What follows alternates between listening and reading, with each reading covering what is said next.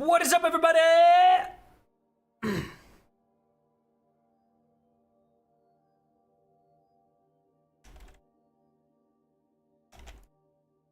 Bam. What is up? Bruh. I don't know what it is about Bungie and end of the year stuff, but holy shit.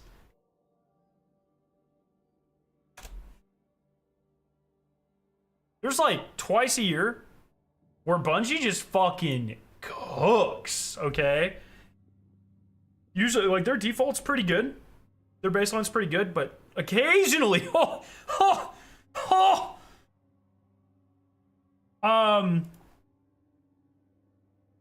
want to log in and see the Moments of Triumph real quick and see how much I have to do, and then we'll watch the live stream. Like, literally, I just need to log in. The reason I'm doing this is because last year, I forgot I did this, but Chemo reminded me. Let me see if I can find it.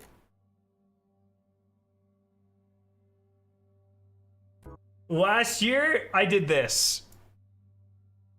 I'm like 90% sure I haven't logged in today. One second. So this is last year. I have all 30 triumphs, or what? I think there's 30 triumphs for the. I don't know why I'm so blurry in this. Moments of Triumph Seal. And I'm bigger. And so I want to. Oh my god, I shrunk. The world's fastest Moments of Triumph 20. Oh, what? No. 1 second. Behave yourself, internet. All right, we're good. Sorry about that. Anyways, 23. So what I'm gonna do is I'm gonna pull up a timer. 3. I just want to see what this does. 1. So yeah, last year I literally. Oh my god! This is time loss. Time loss. Get that off my screen. Done. Done. 15 seconds last year. Can we beat this year? Can we beat this? I don't even know. I haven't seen the triumphs. I don't know if I've done everything. 15 seconds. Let's see if I can beat it. Okay.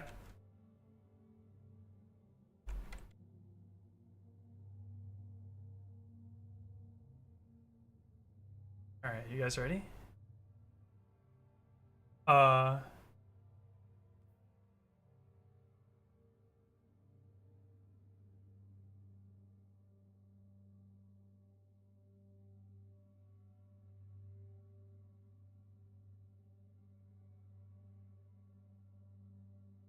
1 second.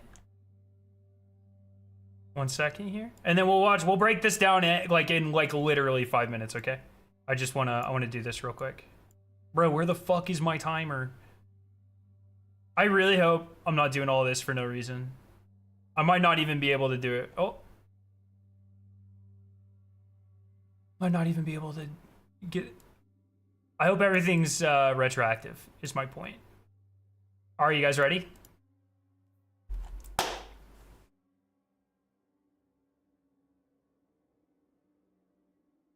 Okay. And go.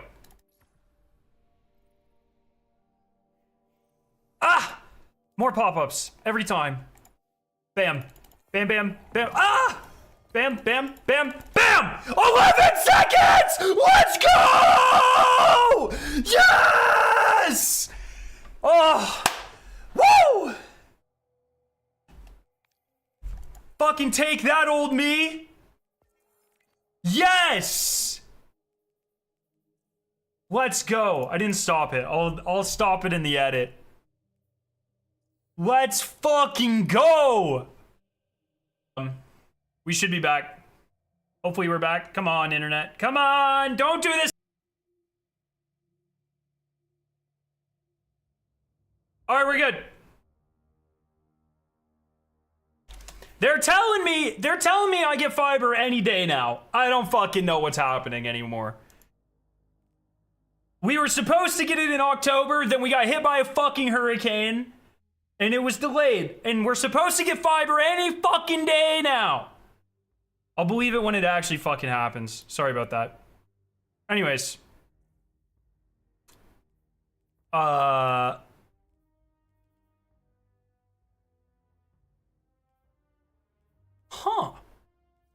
A secret triumph is very interesting. Can you see those on Braytech? Oh, they're probably part of the 9 stuff. That was so sick. I can't believe I beat my record from last year. That was incredible. I set the world record, bro. No, it's not even on Braytech. All right, let's watch this fucking stream.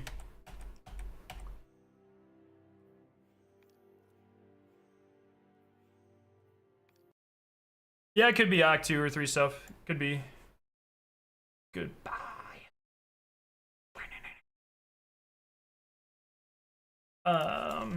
Who's been rocking the new Architects album, by the way? It's so fucking good. All right. Guardians, hello. Andy's my favorite. I have a lot of favorites, but Andy's my favorite. You know what I mean? Also DMG. It's good to see y'all again. Welcome back to beautiful Bungie. The 9 stuff is its own title, but yeah, like doing the raid is part of its own title. Like a lot of this stuff, all the seasonal stuff is part of its own title. Like that doesn't disqualify it. Washington, where we come to you from a crisp, cold morning to share a little bit of what's to come with Heresy Act 2, and just for fun, a little bit of a sneak peek to what's to come with Act 3 as well. My name's... That's a lie, by the way. We were shown way more Act 3 stuff. Andy, I work on the social media team here, and worry not, we've got, as usual, an amazing cast of guests to go ahead and walk through some of the finer details of what you're going to be seeing today. Turn it up, sorry. How's this? So, as always, there's no time like the present. Let's go ahead and dive. Is that better or is it still too quiet? Dive on in and get them introduced so we can go How's that? what we got in store. Here, sitting to my left, up first, is someone who, if you joined us last time, is someone that you may have already known, rather. Sorry, I'm going to go ahead and just make sure we get right into your intro. Someone that you may already know, narrative architect here at Bungie, the one and only Mr. Nico. Some people are pissed about the Sunless Cell returning. I don't know why, because people will want to be pissed about something. And that was like the least best part of today's stream. So that's the easiest thing to get pissed about. When they only show us good stuff. How's it going today, man? It's going great. Thanks for having me, Andy. How are you doing? I'm doing so well, thank you. I appreciate it. So for anyone that maybe didn't join us last time or isn't aware of what a narrative architect does, can you tell us just a little bit about who you are and what you do here? Sure. Someone so sells like I said, Darkblade from Destiny 1. I'm the narrative architect at Bungie. I've been here since Season of Dawn, and basically he reminds me of someone. I just don't know who it is. That people play through, whether it's text, lore, gun names, building out the actual beats of the story. And as the architect, more recently, what I've been doing is kind of putting together the player journey, as we call it. Yeah. That the player experiences as they go through the beats of like a main campaign. Yeah. So you're tugging our heartstrings months in advance at times. Oh. Excellent. Well, thank you. It's been a lot of heartstring tugging so far. True, David. Sitting next to him, we have a new face joining us today, a senior designer here at Bungie, Quentin Quinones-Rezin. I love hearing from activity designers. Noah's like a fan favorite, and Ash as well. Like they've both been on Bungie live streams, and I always love hearing from them. I don't think Quentin's, I think they just said this, but I don't recognize Quentin. I don't think we've ever heard from them before. I love kind of getting because you can definitely, like, there's a little flair to activity designers and like the activities that they make. You know what I mean? Like you can really feel Noah activities, you know what I mean? And so I like kind of like learning about the people that make the activities and learning kind of like their little flares and what they like and that sort of stuff. So Quentin, how's it going, man? I'm doing well. Thank you for having me here on the couch. Absolutely. Thanks for taking the time to join us. This is your first time joining us, so really quickly, second verse, same as the first. For anyone that doesn't know you or doesn't get the privilege of working with you here at Bungie, he loves can you tell using us just that a little line. bit about who you are and what you do here? Sure, yeah, I am an activity designer. I've been with Bungie since the Beyond Light expansion, and I've worked on, for example, the Altars of Summoning activity in... Which is goated. Altars of Summoning, I maintain. Top 5 seasonal activities? I'd say Coil Nether. Yeah, Coil Nether. Shattered Realm.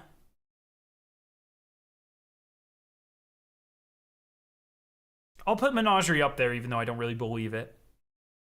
I think Altars is up there. Altars is definitely top like 8 top 7 or 8 if it's not that number 5 spot.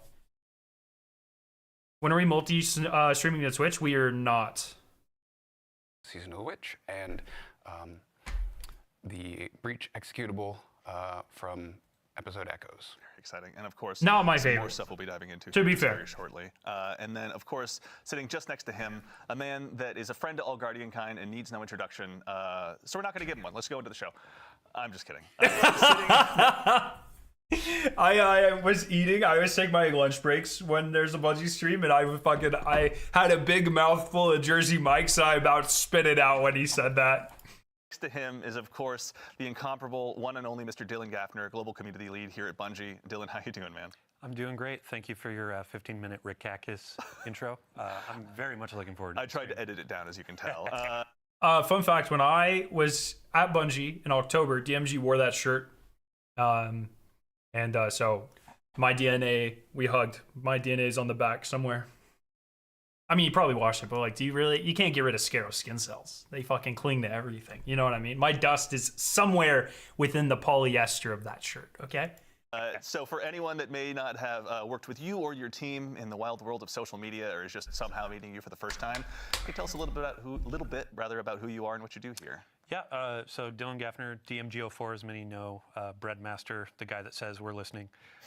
Yeah, ultimately, I'm a community lead here for Destiny, top of the team, where we run all the TWIDs, we make sure Guardians are informed, we take your feedback, pass it along to the dev team.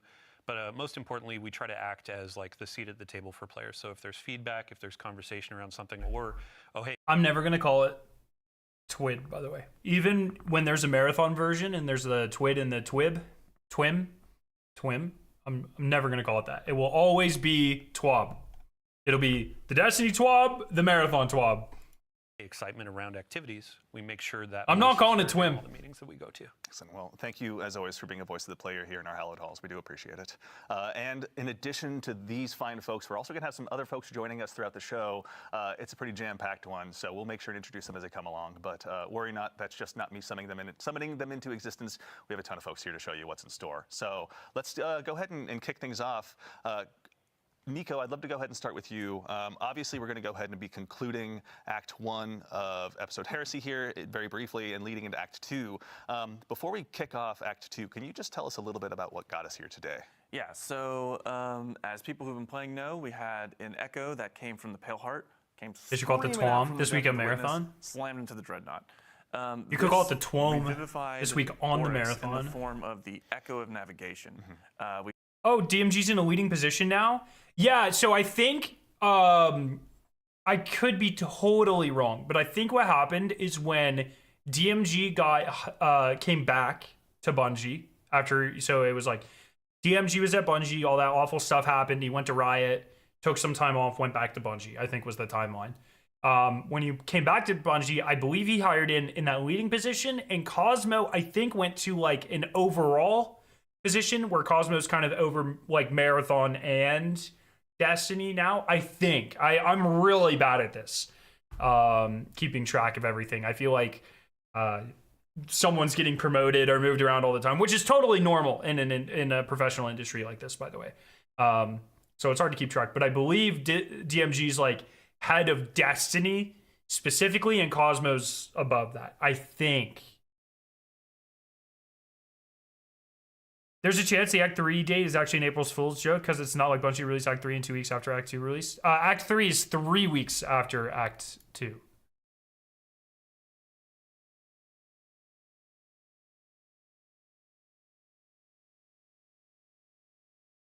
found that during the finale of our first act, and over the course of searching for it, I bet the Act 3 launch is also the big DLC reveal. I want to talk about some of the timings here. Well, because we'll talk about this when we start getting into the Act 3 stuff.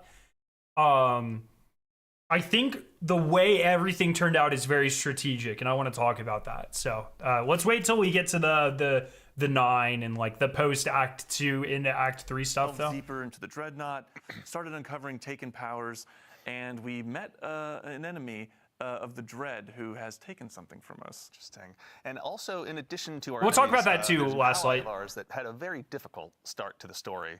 Are we going to be seeing more of Eris's story as we dive into Act 2? Yeah, so let's see. So back in Act 1, anybody who was playing through that first mission, you recognize that we had to change Eris's class designation from Lightless Hunter to Shish Kebab. How dare you?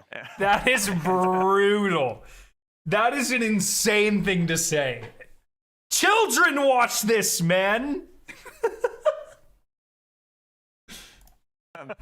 But in Act 2, you're going to be hearing some whispers from beyond the veil as you're going through Nether, as you're going through Court, and as you're exploring those activities and exploring the Dreadnaught more, you're going to be picking up some of these messages and hopefully being able to reach beyond that and see what's on the other side.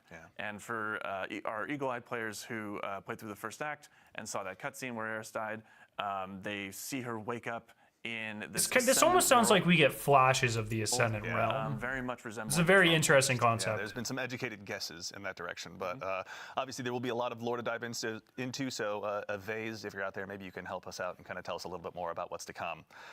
Excellent. So that sets the stage. I hope Bungie also gives a potential info about why Act 3 is 3 weeks after Act 2, but if not, so they don't clarify, but we will talk about this. I'm pretty confident in my reason. But we'll talk about it. Heresy might be the best season they've ever made. I agree. Look, I actually just got in a huge argument about this on Twitter.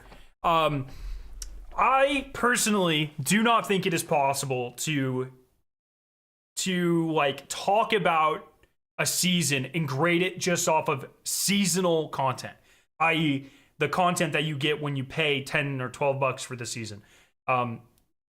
Destiny as a game, there's so much interplay between everything, between the stability of the game, between like what is currently going on in the game, community sentiment, other things that launch like dungeons or raids, events. Like it is, for instance, I do not really believe anyone who says that they can objectively talk about the quality of the season while completely decoupling all of their enjoyment from their play cycle from Sunder Doctrine. Like, I think the release of Sunder Doctrine and how that plays with how you log in on a weekly basis and how it affects the rest, like what you play throughout the rest of the game, I think that has a very large impact on how you view the season, as well as, community sentiment when they release a good dungeon is just up for the rest of the game.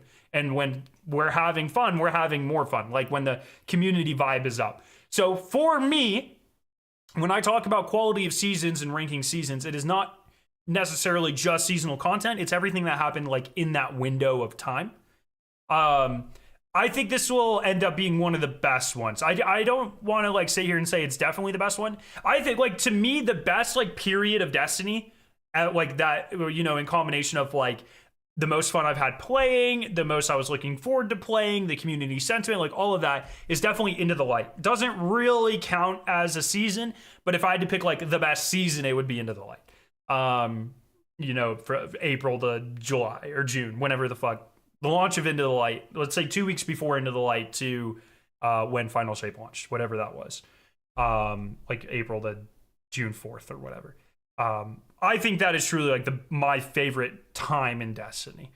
I think this season is going to come close. I think we're going to have some things towards the tail end of this season. Frontiers reveal, maybe a marathon reveal that are really going to play into this. But also like the quality of Act 1 has been absurd. They're surprising us again. The dungeon was incredible. This shit looks awesome. And I really think like the quality of everything over the period of Heresy definitely is going to put it in the upper echelon of seasons. It's called X now. I'll call it X over fucking my dead body. Seasons, DLCs, weapon and ability metas, even external factors like Bungie themselves. Our sentiment with Bungie. When there's layoffs happening, the game feels worse regardless of like what the quality is. So yeah, I do agree, Snurb. I think this is going to go down as one of the best like seasons or episodes or whatever in Destiny. I think it's been really good, and I think it looks like it's going to stay really strong as well. So But we're also going to go ahead and dive into an activity here. We've got some gameplay ready to show on screen. Quentin, we've got a new activity that we're going to go ahead and release with Act 2. Can you tell us a little bit about what the Court of Blades is? I'm really excited for this. This seems very much like a Destiny Rising activity, and I mean that in a good way. After we played the Destiny Rising beta, alpha, whatever the fuck it was an alpha, right? The playtest, I was very vocal. Like, one thing that regular Destiny was missing are these short burst activities. You know, short burst, get a lot of loot, but you're only committing like a couple of minutes. And it seems like this is going to fulfill a very similar space to that. I don't like that they call it something else. They just call it Court of Orcs. They did it. They always do that. They did it with the Prison of Elders, you know, Challenge of Elders, Tomb of Elders, Contest of Elders, you know.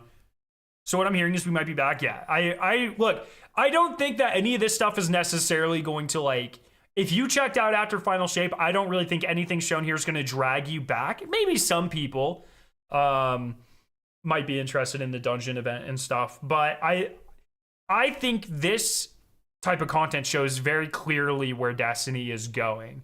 And I think they are finally accepting, like over the last year, starting with Into the Light, I think they are finally accepting that Destiny cannot be a game for everybody, and they are really pushing hardcore for niche players, which is us.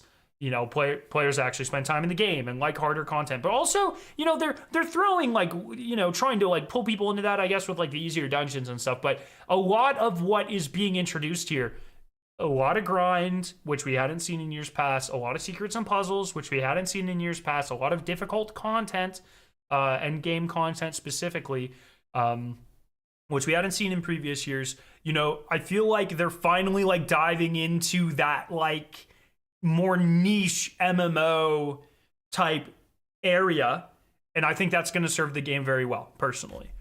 After 10 years, you can't just bank on getting new players constantly. People already think they know what Destiny is. So I think if they keep iterating on that sort of more hardcore experience for us, I think it's going to have a much better effect, personally. So, Court of Blades. Everyone has their own perspective as what counts as the best moment for Bungie. For me, it's just the shocker and excitement, the whole concept they're experimenting like the Nether and stuff. Now, yeah, like I like how they are like taking more risks and stuff recently too. I think that's really fun. Sometimes I want to jump into Destiny 2 for a few minutes to check Eververse, go to vendors, and play a quick activity. The Onslaught queues for 10 round versus 50 round was the first start of it. A nice option for either a quick run or grinding out. Yeah, totally. And I like having the long, like, Nether activities, don't get me wrong. But Destiny has a lot of long activities. Destiny does not have a lot of short, bite-sized activities. I think this is what, like, Lost Sectors were. Like, Legend and Master Lost Sectors for a long time were this. But they're kind of useless-ish now. Like, they've ran their course. And so having, like, a new thing to fill that spot is really cool. We need secret missions like Outbreak from Destiny 1. We literally had one, like, 3 weeks ago. I agree. I will always take more. I'm not going to say I wouldn't take more, but we literally just had one. Completely unannounced. Came out of nowhere. Random world-driven start. Just happened. Pretty puzzly. More, I wouldn't call it as puzzly as Outbreak in Destiny 1, but please watch this clip at 0.5 speed right now. This?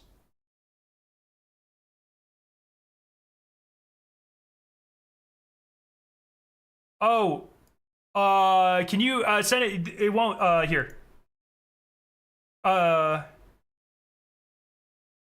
There you go, Chemo. You're a mod now, so you can send me links. You couldn't before. Sorry about that. Is it when he says shish kebab? As soon as he says shish kebab, I was like, all I could think of was Babs hitting the pog emoji.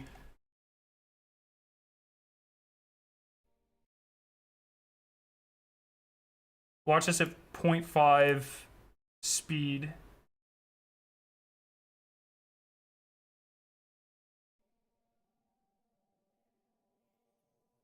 Ah! More pop-ups every time. Bam. Bam, bam, bam. Ah! Bam, bam, bam, Bam! Do you like the way I said more pop-ups? Every time. Fucking pop-ups. I broke the world record though, so. When we were talking about bringing back the Dreadnaught, obviously we're going to pay some sort of homage to the fan favorite activity, the Court of Oryx, that occurred in this space. Yeah. But we wanted to freshen it up. We wanted to explore. Plus the head wiggle. I was going for it, man. Bungie has also said the new Vanguard activity for Frontiers that sounded like smaller single-player activities. Yeah, portals, but there's solo ops within portals. I'm excited for that, man.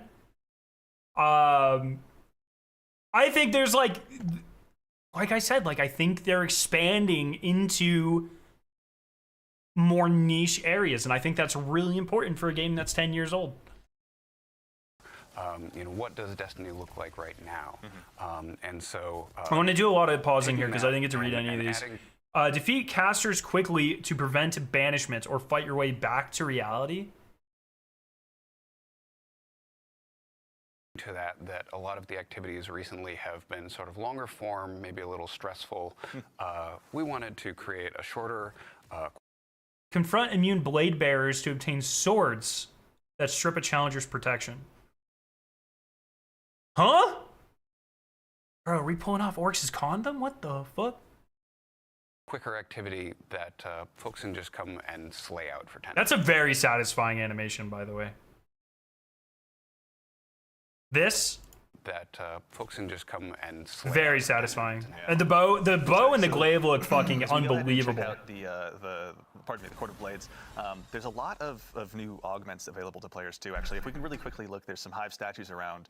Can you tell us about the augments that players are going to have available to them as they go ahead and try and build their loadout for this activity?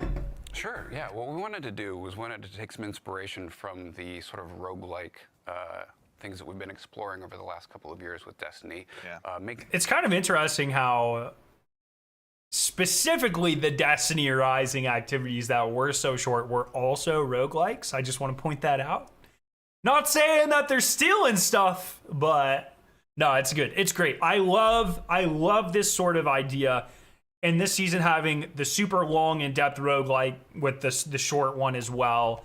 One's about secret hunting, one's about slaying out. I think these two activities are going to have a very cool dichotomy. I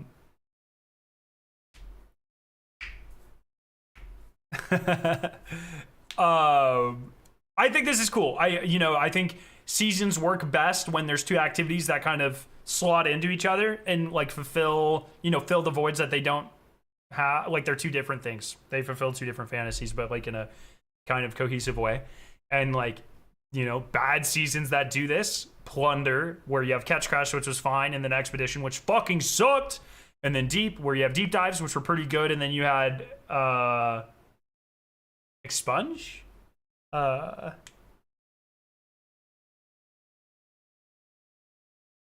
Stuff. So honestly, it just sounds like he's just grabbing the standard matchmaking mode plus expert mode. I'm specifically talking about the length of it. Just the length of it, Chemo. Like, the fact that this is like a short burst activity, I think is cool. I think he specifically says like 10 minutes or less. Run feels unique and challenging in its own way. And so what we've borrowed the concept. Deep had that menagerie-like activity. What was that fucking called? It was bad. Whatever the fuck it was bad. Was it Expunge? That feels wrong. Season of the Deep activities.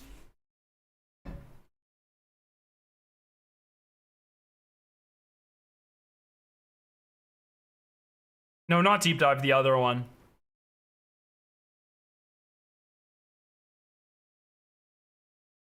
Oh, help me out here, guys. What the fuck? Salvage. Fuck Salvage, dude.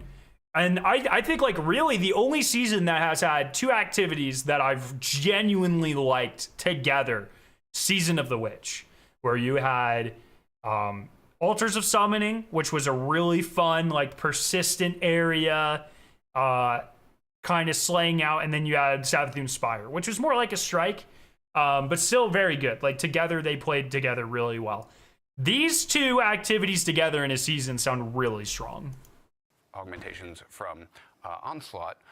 So players will see those, and they're a little different in this case, where they provide challenges that that players may be able to overcome in other ways.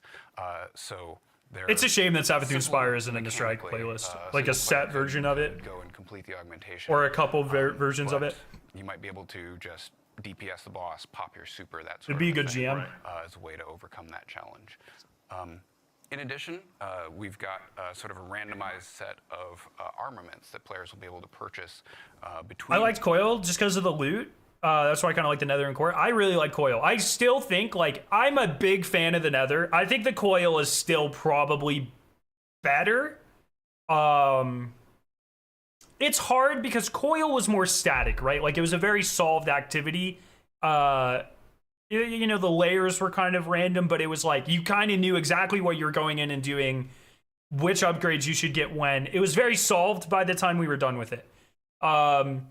Nether is kind of less so, and I do really like the Nether. I think the loot in Nether is a lot better. Like, I love the idea of, even though I don't have a shiny adept weapon yet, I love the idea of shiny adept weapons, and I want to keep farming for them. I love the kind of challenge of the Nether. I just think the flow of Coil was a little better, just a tad bit better. But I think, like, as a complete experience, Nether is right up at the top. It's really good. Phases. Ethan, what's up? Hey, Scared, do you think the Trials of the Nine Curse of Osiris ornaments will return as an armor? Or we'll say a veteran set. I see where that armor. I wear specifically the Warmind stuff. The Curse of Osiris stuff, I think is from... I think you can get it right now from Prophecy. I think there's like 3 versions of that armor, and I'm a little confused what comes from what. Specifically, the version I wear, I hope never comes back. Personally, I think, like, it's a very prestigious set of armor to have. I don't mind if they make, like, a new version that's different, that's, like, similar but different. But, like, the old stuff, I think, should stay exclusive, personally.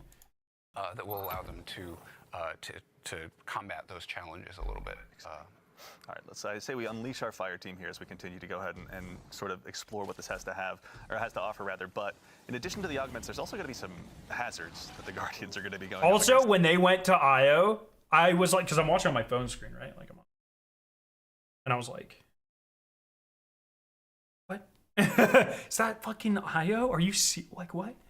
They call this something. They say this is where the Tree of Silver Wings is. But that's, like, not true. As well. This is where you do the mission to try to make Synthetic Traveler light. The Cradle is, like, fucking a mile that way. It's not all going to be just fun and games and building your powerful loadout. Like, these folks are here to go ahead and resist you at every turn. What's it going to be like building, you know, your loadouts as you go into this? No. It's like if I pull up a map of IO. Oh my god, Lowly Dev still fucking has IO. What the hell? So this is IO. Silver Wings was down here. This is so you can literally see it on the map here. The concentric circles. It's like down here. Specifically, I think it was right here. They are fighting currently in Terra Base, like right here.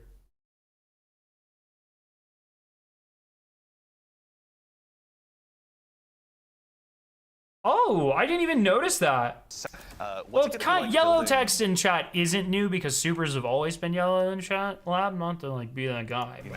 But, good point. Banishers appear. That's really interesting. That's cool. Go into this. That's pretty close on a geological scale. Are you fucking serious? Are you going to be able to just set one up for the week and move along, or? So the way this is going to work, the augmentations, the challenges that get applied, start to stack the more that you play the activity.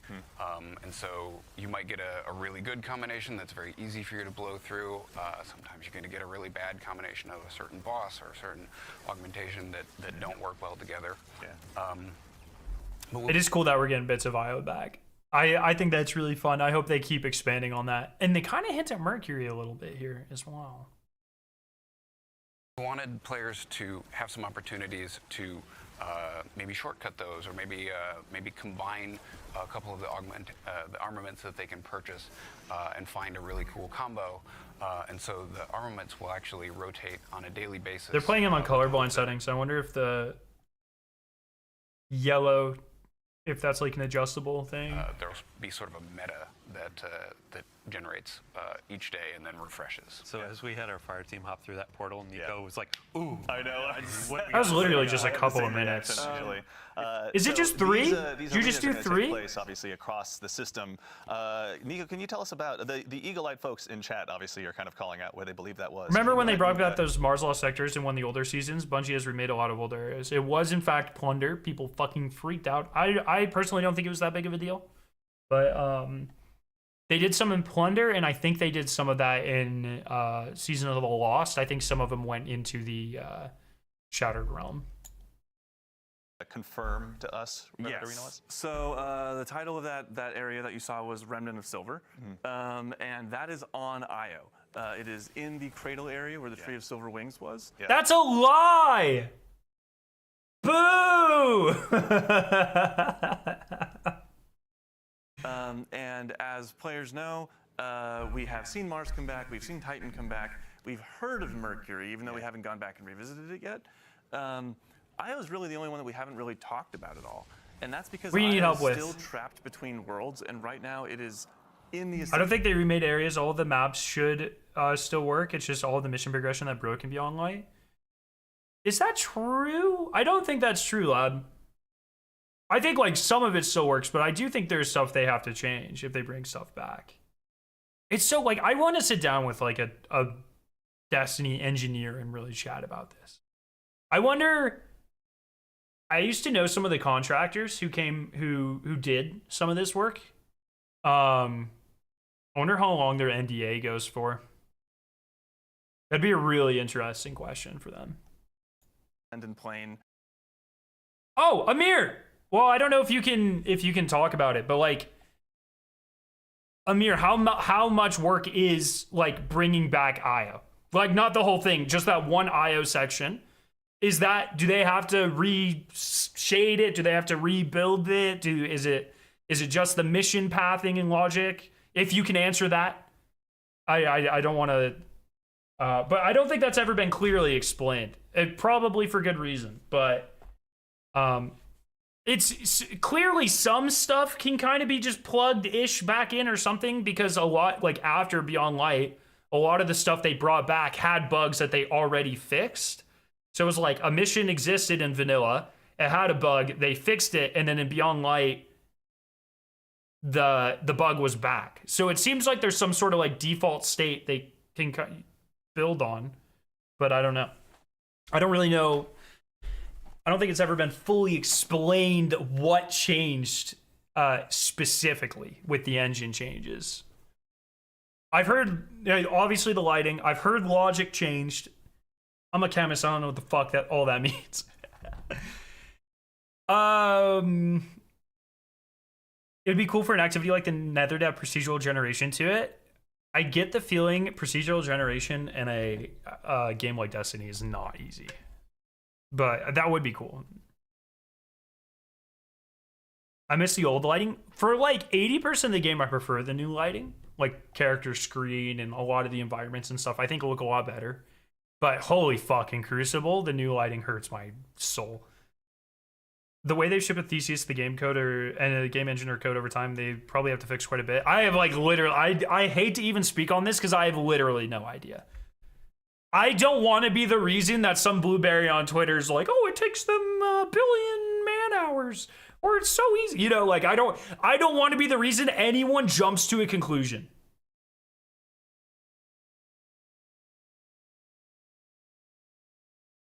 You know?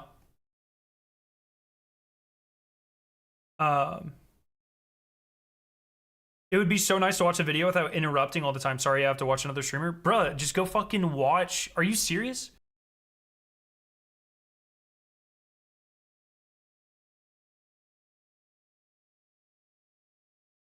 Bruh!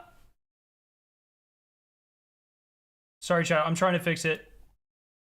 I'm trying to fix it. Are we back? Oh, we're back. Pieces of paracausal power. We're back. Old Scarrow did have better internet. That is literally a fact.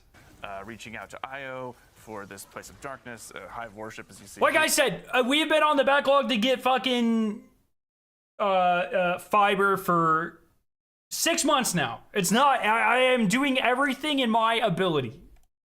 Here, the hive have like massive connections to the darkness, obviously. And then one of the arenas that you haven't seen yet is on Europa, which What's causing stream to lag like that? Spectrum. is the first place that we encountered stasis through clarity control, and it is a huge font of dark energy. Because I live in a fairly rural area, and there's not a lot of fiber. In fact, there's one company that offers fiber, and they just happen to not come to my neighborhood. They go right past my neighborhood, and I was like, look, I will pay for you to bury lines. And they're like, let's do it. And then they're like, well, we got hit by a hurricane. You're on the list, but you're further down the list. It's fuck. But we're working on it. Yeah, I can see why they would want to, why orcs would connect with those places certainly, but no, it's really exciting to get to go back to Io. I think obviously Chad had the same reaction that I had when it was like, it showed on screen for the first time. Wait a second. Obviously, Chad had the same reaction that Look at it. Look, I think they like clearly missed this. They missed that by a lot and still hit it. Like, it showed on screen for the first time. I've been there. Yeah. What is that? It's been a while, hasn't it? Yeah. So when we're going through these arenas, like you were talking about the challenges and the difficulty, with the Court of Blades, are we going to see similar mechanics to Nether, like the health scaling or things like that, or how's it different? We will not be seeing the health scaling and health mechanics from the Nether, so that's a bit of a load off people's minds. I still can't believe people complain about that as much as I think. It seems like people are enjoying it more now that like it's fixed. I really enjoy it. Like I like the fact that a seasonal activity is like trying to challenge the way I think about Destiny. I can't use the same build that I've been using for 12 years. Is intended to be a bit more of a less stressful, more fun activity, but the difficulty does escalate after every 2 challengers. And so what we want to do, we've created these sort of light mechanics. You know, what you're not going to see is true raid level experience. This is not a replacement for Pantheon, that sort of a thing. We want it to be match made. We want it to be go in and have fun. The tire taken are so cool, man. The mechanics that you can buy as armaments sometimes will provide antidotes or shortcuts to the mechanics that you're seeing as augmentations. Some of them you may recognize from the Nether. Some of them are going to be brand new, and a few of them are actually going to be things that we've taken from some favorite old exotics, such as Taken, as we see on the screen. Sure. Sorry. How dare you? such as we've taken the effect from Sunbracers off, and that is a thing that you can actually purchase within this this activity. That's using pretty the fucking currency, sick. and maybe combine that with something that increases ability regeneration, or maybe you see a couple of arc flavored armaments, and you decide on this run I'm going to use those. Yeah. So it's about mixing and matching and finding what works on a particular a lot of chances run. to really exemplify your build. So also there's, in addition to kind of the standard run. I like how Blight was the boss there, yeah. Is there a higher difficulty mode available as well? Sure, yeah. For people who like a little bit more of a challenge, we're going to have an expert version of the activity. Both will actually be a really good place to find the Act 2 weapons that will drop more often in both versions of the activity. Oh, I didn't read those buffs. Shit. To find the Act 2 weapons that will drop more often. People who like a little bit more of a challenge. Is there Counter a challenger's regenerating shield by matching its elemental higher type. difficulty mode available as well? Destroy small blights to reveal a protector whose taken essence can Sure, damage yeah, the for main people who blight. like a little bit more of a challenge, we're going to have an expert version of the Challengers gain immunity when together. Entering a ceremonial ring will draw one away. That's kind of like the old Court of Oryx boss. of the activity. That's actually like literally the old Court of both Oryx will boss. actually be Eruptions from taken energy burst from surfaces. Well, that's kind of vague. a really good What's Johnny place Depp's drop in to this find activity? the They said Act they 2 will. weapons that will drop more often in both versions of the activity, but the adept versions will only drop in the expert mode. Got it. Okay, so good reason to go ahead and make sure you got your build all tightened up. You're focusing on those augmentations and just, you know. Shrieker boss in the dungeon, Blight boss in the court. We're gonna get Shadow Thrall and Goss Supplicant boss soon. No, we need. I've been preaching this for years. We need a giant Screeb boss. My pitch for a raid encounter has always been Shirochi but backwards. You know, sort of like the servitor encounter from Scourge of the Past. But instead of a fast encounter, it's like a slow encounter, and you're in a dark hallway, and there's obstacles and little puzzles you have to solve and mechanics you have to do. But there's a giant Screeb, like climbing around, like very menacingly, like Michael Myers-y, coming towards you very slowly, like walking behind you, and it has to fit around boxes, and it has to crawl towards you. And if it reaches you, you explode and you wipe. So it's like very kind of slow, you know, progress slow. I say slow, like you're still able to, you know, hopefully this encounter is only like a couple minutes, 3 minutes or so, but it's slower progression because the chase is slower, but you're solving mechanics along the way. I think that'd be really cool. Siege Engine from Wrath. Siege Engine is less about it chasing you, right? Like you leave and then you come back. I want this to be like very claustrophobic. Think Trevor Tunnel. Like Trevor Tunnel from 0 Hour. And kind of more linear than that. Or no, it doesn't even necessarily have to be. You know, yeah, I just think it'd be cool. You go ahead and try and slay out, I think, honestly. I'm just going to steal your phrasing there because I can't think of anything better. Sure. To that end as well, Nico, we're going up against, you were mentioning at the end of Act 1, Zivu and Savathun were none too happy. I'm glad we're getting more Europa too. I think Europa looks fucking sick. Who are we going up against as we go ahead and fly through this activity? Yeah, so a little bit of a refresher. The finale, we walked in, we saw the Echo of Navigation, and this is where Oryx learns that we killed him in the Taken King. Yeah. And his response is, "You killed me? Very cool." Yeah. I'm super into that. I can't get over how fucking cool that story beat is. That's awesome. Refreshing. I was like, whew, finally one less hive god to be mad at me, Yes, right? exactly. Yeah. So what Oryx is kind of doing here is he wants you to be his guy. You know, he wants you to take up that mantle of Taken King, and he's testing you. This is him testing his knife, right? Making sure it's as sharp as it's supposed to be. Look, and while it's absolutely gonna happen. Okay, it's the season of the heresy. You know, it's like, you know, Shivu finds it heretical that we're taking over the mantle or whatever. It's Echo of Navigation. It's 100%. Like how else does this season end up other than we actually become the Taken King and we can drive the Dreadnaught around places, and that's how we get to fucking Frontiers, man. It's gotta be. We have Hive Navigator armor set. It's the Echo of Navigation. This is finally an Echo that we get to win. We get to use. No, we're not a Taken subclass. Stop. Fuck, this would be so cool. he is doing that to prove that you are the Taken King. It'll probably be like Eris will be the Taken King. Zivu is here saying, no, I want my brother back. Yeah. Let me give you another champion. She's presenting her own hive I champion. like how Shivu thinks literally anyone can be better than us. We murdered your fucking brother, dude. Like, we banished your ass from your Ascendant realm. You think any of your puny fuckers, if they couldn't stop us from us murdering you, you think any of them can stop us from doing some cool shit that no one even cares about? Fuck no. Is trying to say, let this be a vessel for you. Yeah. Much like we saw in Pit of Heresy, it's a similar idea to that. Just give up, And Shivu. the You're a on the other shitty end general, of the- man. The spectrum there is saying, this is stupid. We should all just move on from this chain to the sword logic that we have. Yeah. Stop being shackled to these old ideas. Yeah. We can all be free. That sounds kind of heretical. It does sound a little heretical, a little bit, yes. I mean, we have to give a shout out. So Oryx has been kind of whispering in my ear through Nether and through the activities of Act 1. I'm assuming we'll see more. Yeah, Of I course, want to we've cap written the Shivu video, so we've written bad. the subtitles and stuff to avoid spoilers. But I wanted to give a shout out to the voice actor. So the voice actor for Oryx is Joshua David King.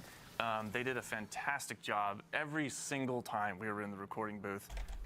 All the narrative designers, our voice director, everybody was just losing their mind over the performance. It was fantastic, and I mean, you get to see it in the game. It's amazing. Yeah. It's always wonderful seeing like Morla coming in, bringing Eris to I'm trying to see if they are in anything else I've heard of. They're in Genshin, Genshin Impact. Excuse me.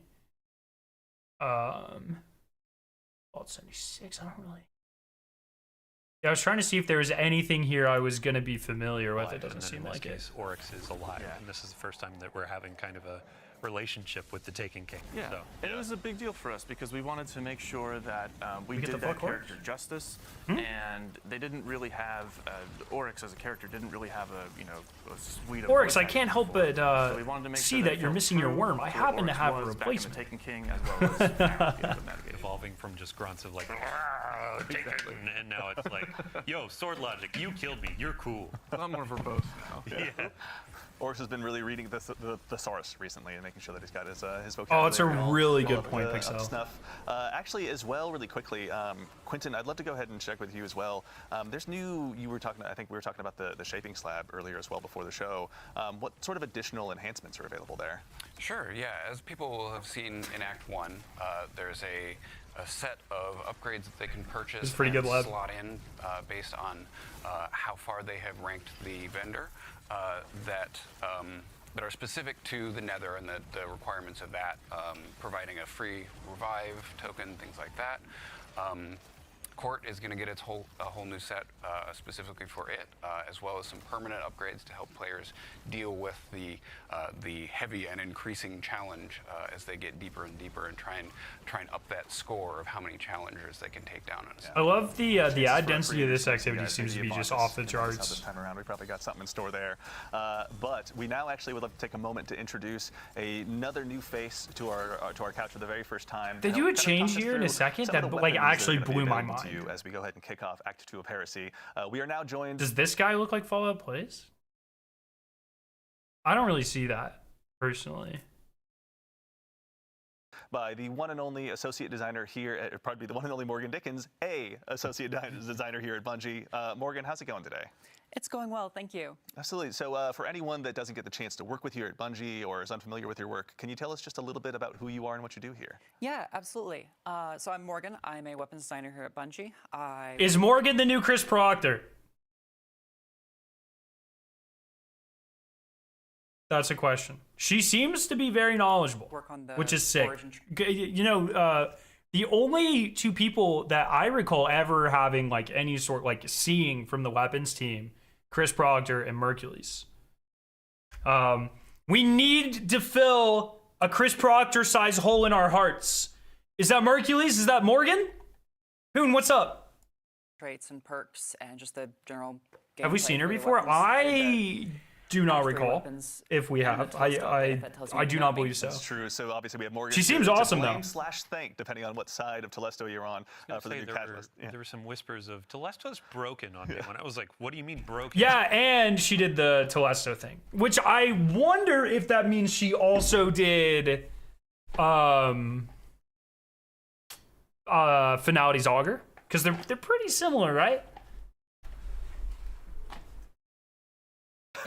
And then it's, oh, you mean like good broken. You're right. Yeah. So good job. Community loves it. Thanks, chat, for shouting out. Yeah. As we all collectively wiped our brow, and we're like, okay, cool.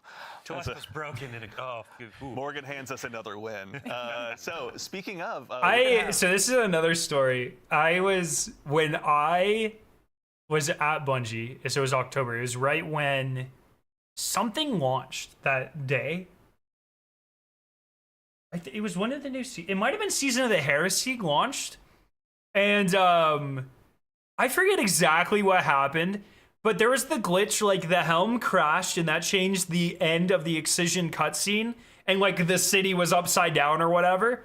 And I didn't see any of anything. And Cosmo walks up to me, and he's laughing his ass off. And he's like, dude, you have to see this. And he shows me like a clip on Twitter, because they took our phones. We couldn't have our phones with him, Bungie.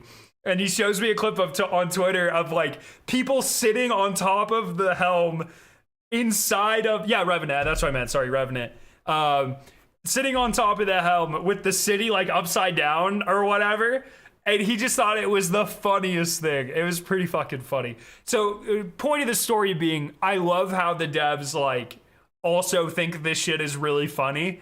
They're just a little bit more reserved about it, but I think that's awesome. Some new weapons. The folks in chat have obviously seen let's tell you about. Let's go ahead and start with what's here on screen. The glaive that we're looking at right now. We're gonna have some new weapons joining, but can you tell us a little bit about the glaive we're looking at right now? Yeah, absolutely. So this glaive is Refusal of the Call. It is our second. That's a fucking sick name, by the way. That we have ever done, and our first strand glaive. So this one, as someone who's been humbled by glaives more often than I care to admit in the Crucible recently, what are some roles we should be looking forward to with this one? It looks so good. Yeah. So as displayed on screen, Sword Logic Discord is a very. This the best seasonal weapon aesthetic? And if not, what's a better seasonal weapon aesthetic? I think it's got to be the top. Off the top of my head, it's got to be. Fun roll with good ammo efficiency and really high damage potential. And if you're looking for a fun Crucible roll, tilting at windmills and melee momentum is really fun. Okay, that's one I'm gonna. That's a good name for a perk. Tilting at windmills in Crucible. Yeah. Tilting your opponents. Why do you? Why is that really what it's called? Is it actually called tilting at windmills?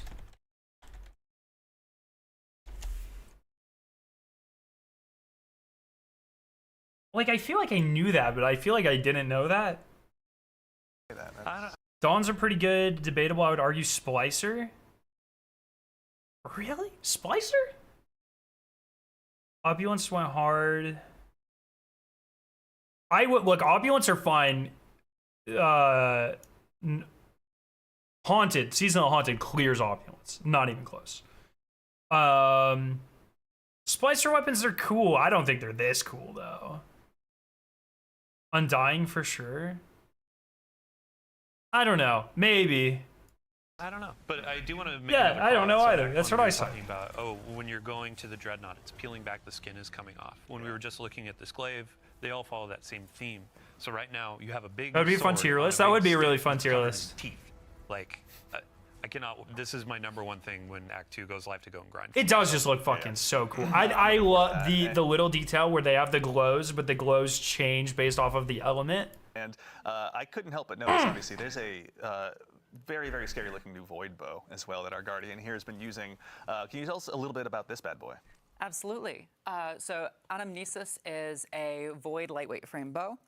This one's really cool because the origin trait grants charge speed.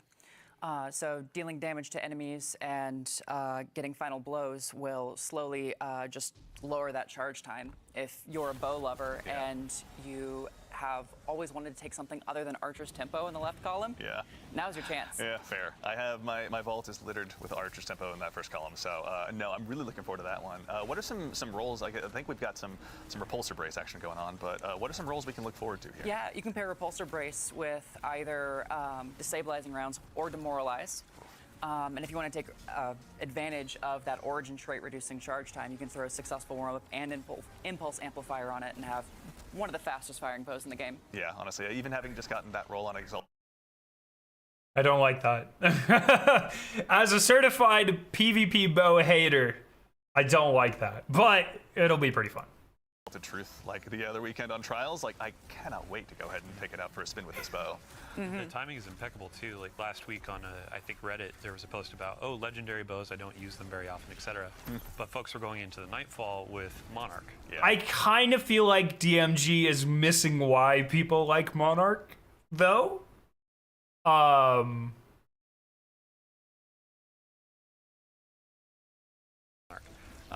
I'm like, here's a new Void bow that goes with the artifact. That has all these. That cool DOT is perks. so important, though. Maybe you'll have a new thing to use in Nightfalls when the sidearm comes around next week. Chat, yes, the sidearm is next week. Don't worry. But yeah. It's awesome. And so in addition to those, so obviously Dylan mentioned there's a sidearm. What is the other? I think there's 2 more that we haven't covered yet. Yeah, so there's a sidearm, a submachine gun, and a fusion rifle. Exciting. The sidearm is one of our first heavy burst sidearms in a bit. I think GM will be the week after next soon. No, it's usually the 3rd week of GMs, I think. And it's got bolt shot on it. Oh, I forgot it was Tuesday. Yes, it probably will be. Given how quick sidearms reload is pretty fun. Yeah. And Sorry, you I also get totally sword blanked launch out it was on as Tuesday. well. It's Yeah. always a fun option. Yeah, seriously, I When can't you wait. say heavy burst sidearm, is that a 2-shot? 2-shot. Got it. Yeah, it's gonna be powerful. Again, What's it? I They say that like. I don't know if I've ever shot a 2-shot sidearm. What sidearms a 2-shot? to hear it ringing out, I'm sure, in my trials matches. Well, because I was like, when he said that, I was like, that's not a thing. We also And then have they inspect it, It's a new fusion round. and I was like, holy fuck, it's a thing. Breachlight? Isn't Breachlight a 3-shot? I thought Breachlight was like the Amalon 3-shot. Has there been an Amalon 3-shot in a while? Oh, here, actually, we got the sidearm up on screen. Let's hang out here for a second and just take a look. That art style is just so good. I can't get over it. Yeah, the design is really I'm just going to take care of that before you go anywhere else that I don't want you to go. cool, and the Creepers are kind of rare, not going to lie. The Last Hope was my goat when I still played on console. actually gets a little bit brighter as you stack up the origin trait, which is fun. Oh, that's cool. Super cool, actually. In addition to that, I know we were talking a little bit before the show as well. There's a new fusion rifle in store that sounds pretty terrifying if you're going up against us. Afterlight is an incredible name. Tell us by a the little way. bit about what's in front of us. Also, shiny and adept. Yeah, so Afterlight is another weapon that really benefits from that charge rate boost. And it's got a couple of fun options for DPS with that. If you're willing to put What can Afterlight get?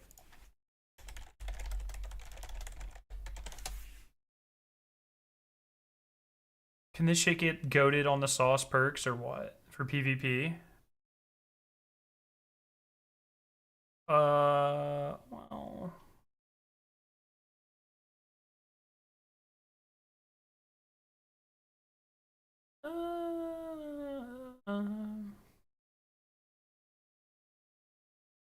It's all right perks in PvP. What? It's adaptive. It's not. I feel like rapids are just so dominant right now. That's really unfortunate. But still, yeah, I'll get one because it's cool as fuck. in a lot of work. Ambitious Assassin Reservoir Burst with that origin trait. Scarra, did you forget about the Deep's Taken weapon? Kind of mid-season. Weapon designs were S tier though. So, unpopular opinion. I am not a huge fan of Taken designs. They feel not the enemies, but like Taken armor, Taken weapons. It always feels. I feel like lazy is the wrong term, but it's not very cool in my opinion. Like it's fine, but like people like literally start lactating when they see Taken shit. And it's just like, it's not that cool. I don't know. We'll stack up in a couple shots, and we'll do really, really high DPS until you lose Reservoir Burst. Of course, yeah.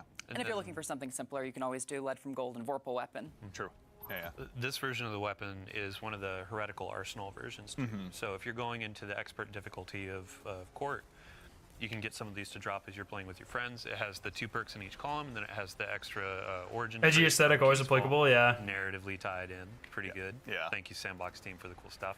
One of the worst takes on this channel in a while. Hey, Yeah. it's fine if you like fucking Taken stuff. It's fine. It's just kind of boring. But then also on top of that, you have your Tome of Want. So if you're just looking for rolls, trying to get more of the sidearm, the fusion, etc., these will be additions. You go and you Hoon, do you have any shiny adepts? I really need to start farming these. I really want to start farming some shiny adepts for sure. get your slabs from the chests or doing the activity, Yeah. and then you can use it in the court to get more drops, or you can actually go into Nether or go into Crucible or whatever and have Yeah. a couple of those extra drops come in too. Very excited. You don't care And it's for 'em? I just think don't know, it's get, cool. Like mini Plan C vibes from that one. Like I'm super excited to see how I can work that one in. So the sandbox is always obviously rather going to be enriched by some new legendary weapons. I got one shiny adept and shit rolls. I just think they're cool flexes. But our good There's like zero reason to get the double funny. Well, deflects on like fucking Guardian rank 6s, bro.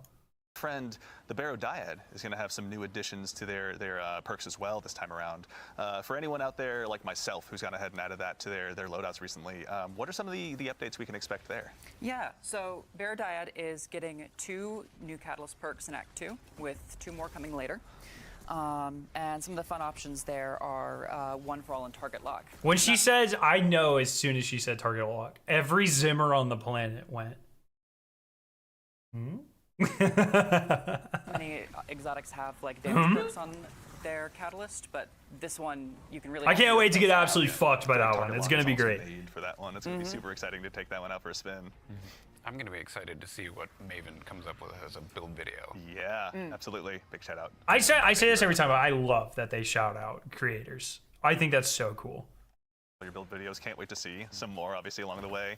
And sorry, it'll be 2 yeah. catalysts go live on Tuesday next week on the 11th, and then we have 2 more coming in. It looks like it's 4. You do 4 So rounds. still more by to the way. unlock, but obviously Baradiad's potential is starting to really continue to build, obviously. And if you haven't gotten it, that exotic quest, shout out to our activity designers. Like, I was blown away. And if you have some problems with like kind of insects and holes and stuff, it's a little creepy. So be prepared. But, And actually, okay, we're taking a look at Baradiad here really quickly. This is one where if the Guardians out there haven't had a chance to get their hands on it, as Dylan mentioned, the Exotic Quest is live right now, but coming next week, we've got 2 more catalysts that'll be hitting. So looking forward to expand that. And actually, while we're here in menu, we'd be remiss if we didn't take a look at our friendly neighborhood artifact as well. As has been the case with the Act, our artifacts have continued with another, or expanded, pardon me, with another row. Can you tell us a little bit about what we got? We only got 5, so I vote we go ahead and just dive in and check them all out. Yeah, absolutely. So the primary theme for this one is trace rifles with a secondary theme of like element matching. So in the left column, you have overload trace rifles as a new anti-champ option.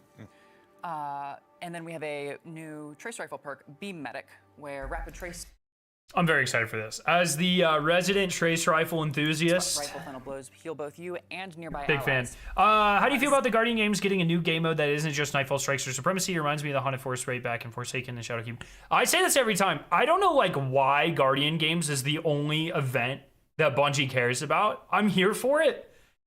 I mean, every year Guardian games get something new. Like every year it gets something new.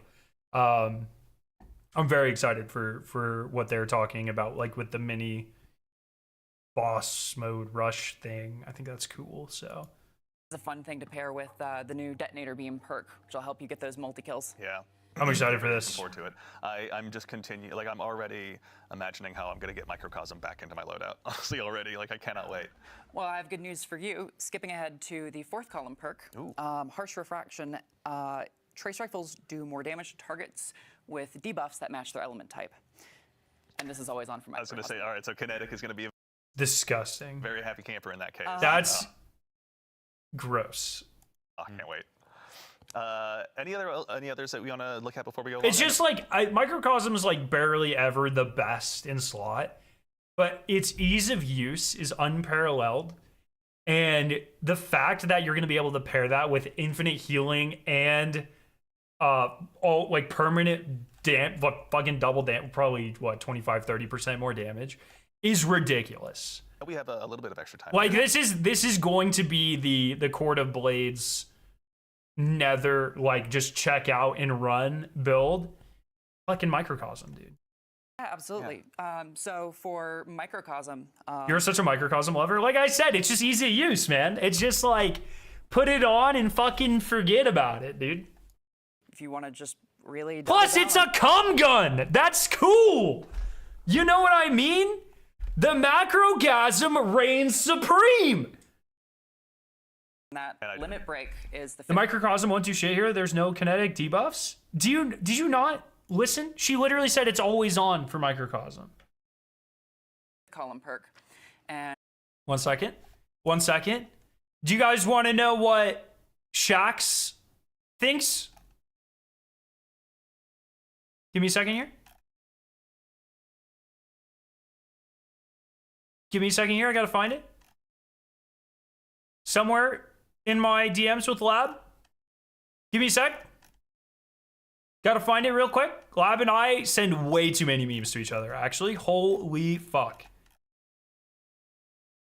Lab, where did I send this to you?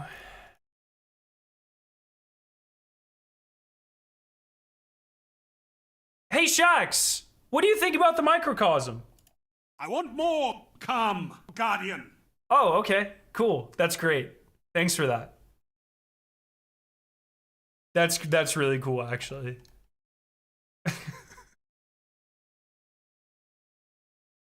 and it will get you increased super damage when you are either critically wounded and you cast it, or when you have an elemental buff that matches your super type.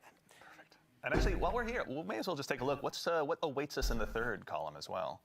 So the third column is a very smooth transition there. By Andy, he was like, because she skipped from 2 to 4 because he was talking about microcosm, and that was a very polite way of saying, "Hey, can we go back to 3?" That was good. That will help you get more access to elemental pickups like tangles or fire sprites. Rapid final blows with a kinetic weapon or a weapon that matches your equipped super will, grant you one of those. Perfect. And it can be boosted by the Tome of One. Very exciting. All right, so our trace rifles are really going to go ahead and get a lot of additional mileage here, it looks like, honestly. I got to give a shout out to our icon artist too. So like Prometheus lens is my favorite trace. Like laser tag weekend, some people just immediately melt and they're like, oh God, but that was a really fun I was going to say, you were not one of those. Yeah. Oh, I was so excited. We had Urk at the time reached out and asked, can we put Prometheus lens on Xur? I didn't notice that whoever was doing this. That's so funny, actually. Look, whoever's doing the gameplay is like giving the build craft away. They're like, hey, Geomags already does this. Urk at the time reached out and asked, can we put That's so good, actually. Prometheus lens on Xur? And I was like, why would you do that? Yes.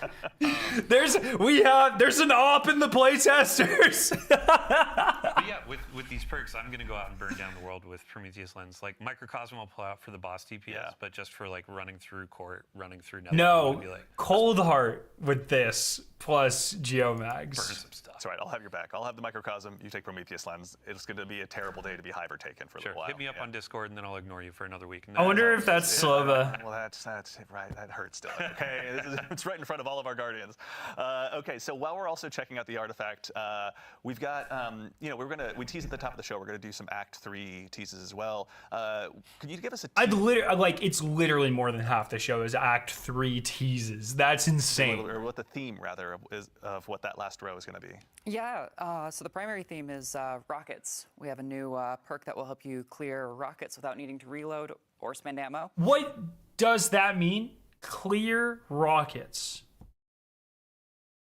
And then there's a secondary theme of Strand with a new way to access Woven Mail. Okay, very exciting. I cannot wait to go ahead and just dust off my rocket launchers too. Honestly, I still have my Apex Predator sitting around, and that one's been waiting for a time to shine. So I think this is that moment. Yeah. I didn't even know he said that. Did you just say Apex is waiting for a time to shine? Apex was the best weapon in the game for like 8 months, bro. Huh?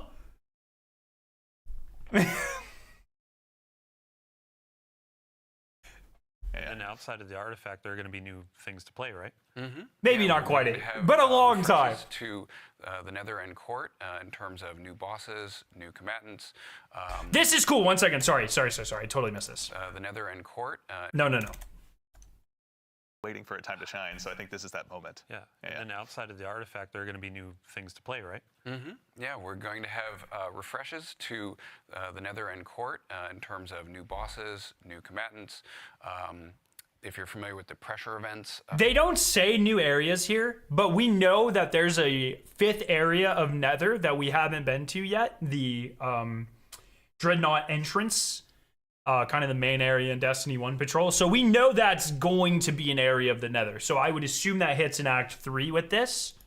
From Act 1, the blights you have to destroy. Cold Breach, thank you, Hoon. New and devious versions of those that are coming. Exciting. To Nether. And then in Act 3, our featured activity is going to be the return of the Sunless Cell Strike. So this is a very interesting thing. So normally what they've been doing is we would get the exotic mission and only the exotic mission for Act 3. I like this approach. It's very interesting where they instead take the exotic mission and they move it up to Act 1, surprise drop it on us. The rework strike is nice. It's an interesting inclusion. I'm excited for it. I think it'll play really well in Destiny 2. And then also to help fill that void, revamp the existing 2 activities. I think that's pretty cool. And then in addition, so that's going to be like So Act 3, in terms of this season, is pretty much only going to be revamps of the 2 activities and Sunless Cell. Because the exotic mission got moved up. So we're not getting less content, they just restructured how we got it. And then the rest is going to be supplemented by the 9 event and heavy metal. I think that's really cool. I like that. Also, Act 2 is only 3 weeks long. Guardian Games is 3 weeks long. So, like, most of your Court of Blades grinding probably won't incur until, like, the back half of Act 2, the beginning of Act 3 anyways.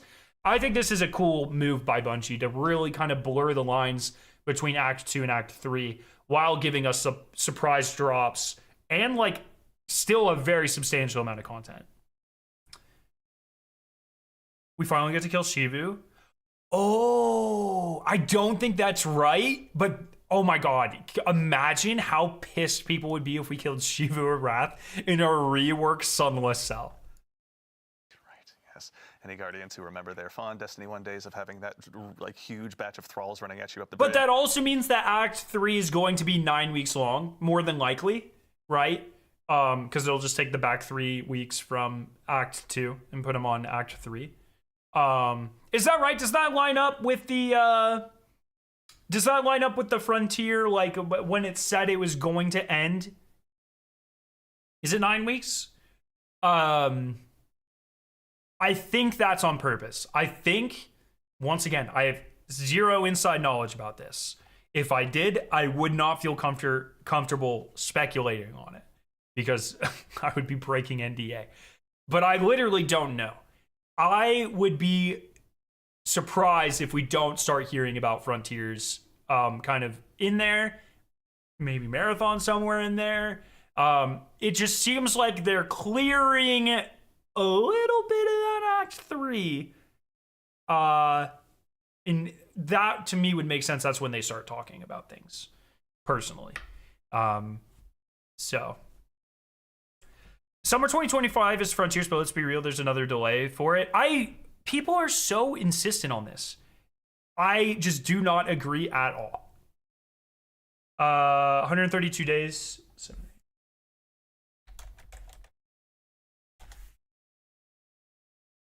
So,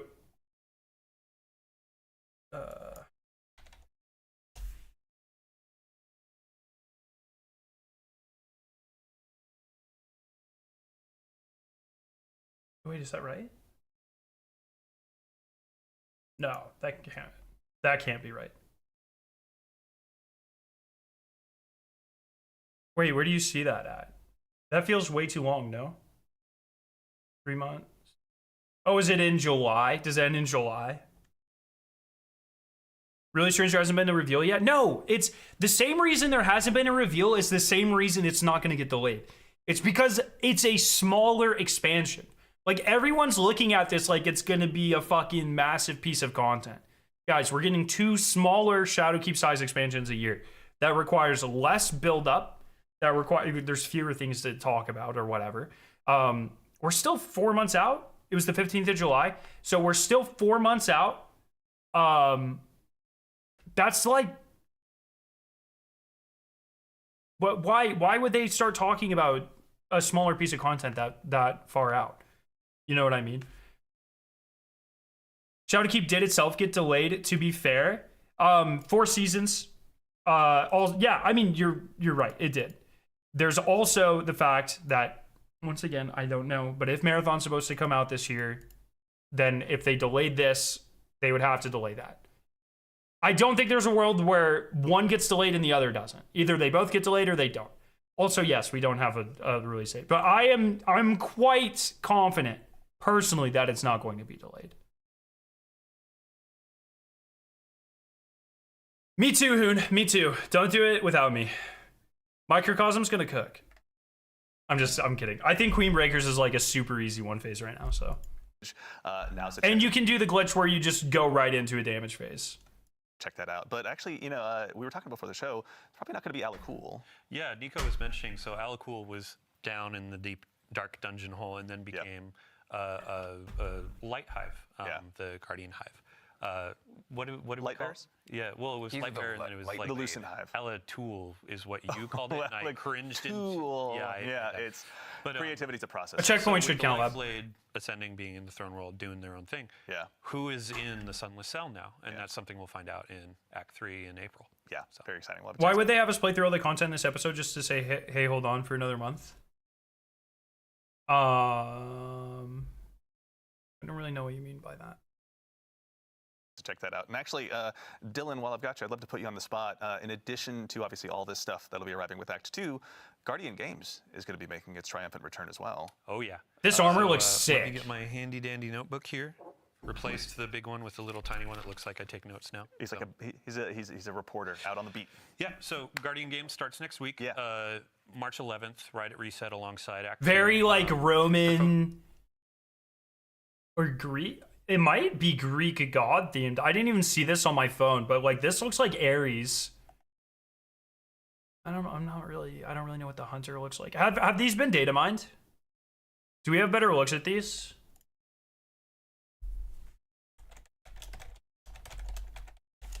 Now that they've been revealed, here we go. It has been data mined.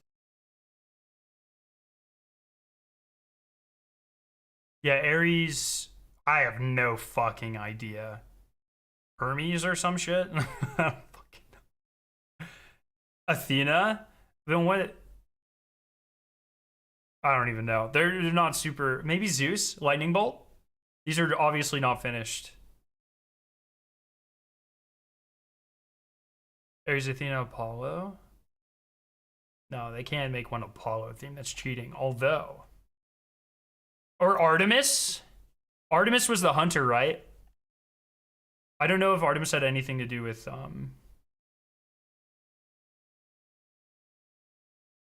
plants or anything. It's been a long time since I've thought about Greek mythology. Since ancient evil.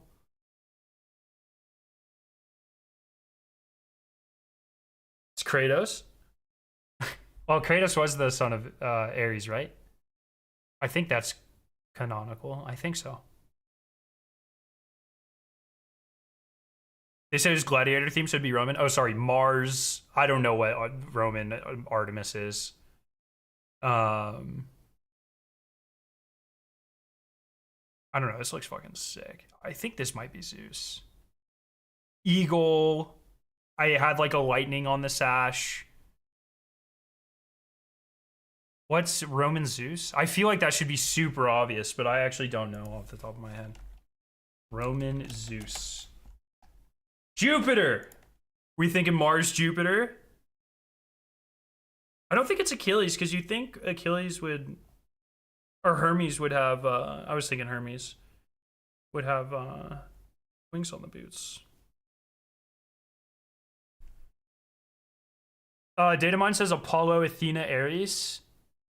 So wait, it is Greek? Folks that don't know what Guardian Games is, we invite our hunters, titans, and warlocks to come in, battle it out, and see, well, The Titan wins. I mean, this is just fucking sick. who's best. We have a... I've got a nothing else to say. celebration in the tower. It's all decorated, and we'll have a ton more detail in the twit on Thursday, so tune in for that. But I just have a couple teases of, we have a... Please. You put it best, bite-sized boss rush mode. Yeah. So it's not going to be like a court. It's not going to be like a pantheon. But now we have a challenge of, hey, go in, burn down some bosses, get his... How is that different than... Like, that just sounds like Court of Blades, right? many points as you can, and then you can Oh, get look, I think they all three look good. I just think the Titan one is eating. some new rewards. Yeah. So when it comes to rewards, Yes. we have some really cool armor. This is going to be Eververse. You can earn it for free through Bright Dust. So go in and do your seasonal challenges. campaign bosses, do your maybe. Pathfinders. There are going to be some weekly bounties that get Bright Dust. And you can see that we're going with more of a gladiator theme, where previous it was like, Yeah. let's go into sports, let's go into these things. Now it's like, You don't like the hey, Titan? Really? gladiators. You're going to go in, you're going to destroy these bosses, and it's going to be a really good time. Yeah. Yeah, I'm excited for that Hunter Cloak for sure. Seriously. And then all players are going to be getting a specific class item to engage with the event as well. That's right. So, Okay, yeah. the Hunter is. When's the last time we got a new honored. activity for a new event? Well, we do. Technically, we do every year for Guardian games. We got 2 years ago. We got the. Wait, was that this year? Maybe the last 3 years. We got all Hunter, all Titan, all Warlock strikes. I mean, not really a new event, but like a new mode. We got the Crucible version of that, and then we got the Nightfall scoring for Guardian games. So this is the first time we get like a new activity, like you know. But Guardian games always gets the love. Out of every event, Bungie literally only likes Guardian games. Every other event stays exactly the same or gets worse. Solstice every year. Guardian games gets like shit pumped into it. The Skimmer was also Guardian games. Fucking Heir Apparent was Guardian games. They just shove all the good stuff into Guardian games every year. I mean, I'm here for it, but like, holy fuck, can we like okay. Solstice needs help. He's dead. New premier legendary weapon that's going to be. Wait. There's a meme here for sure. Drowning kid meme.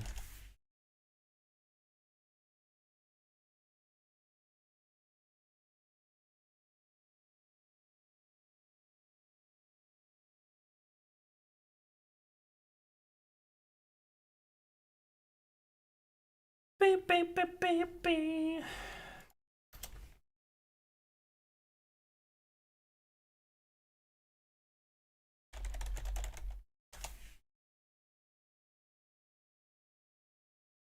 You guys are seeing cookage.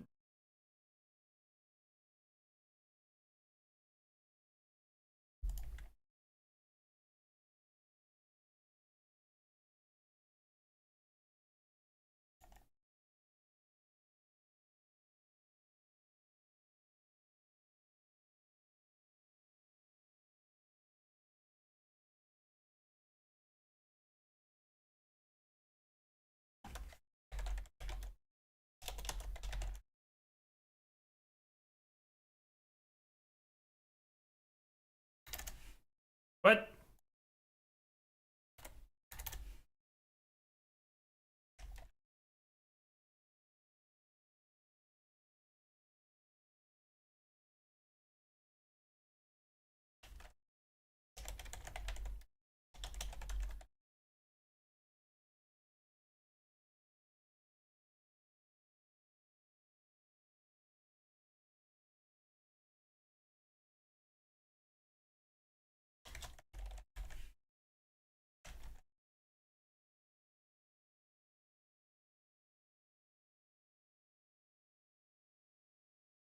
Hit meme incoming.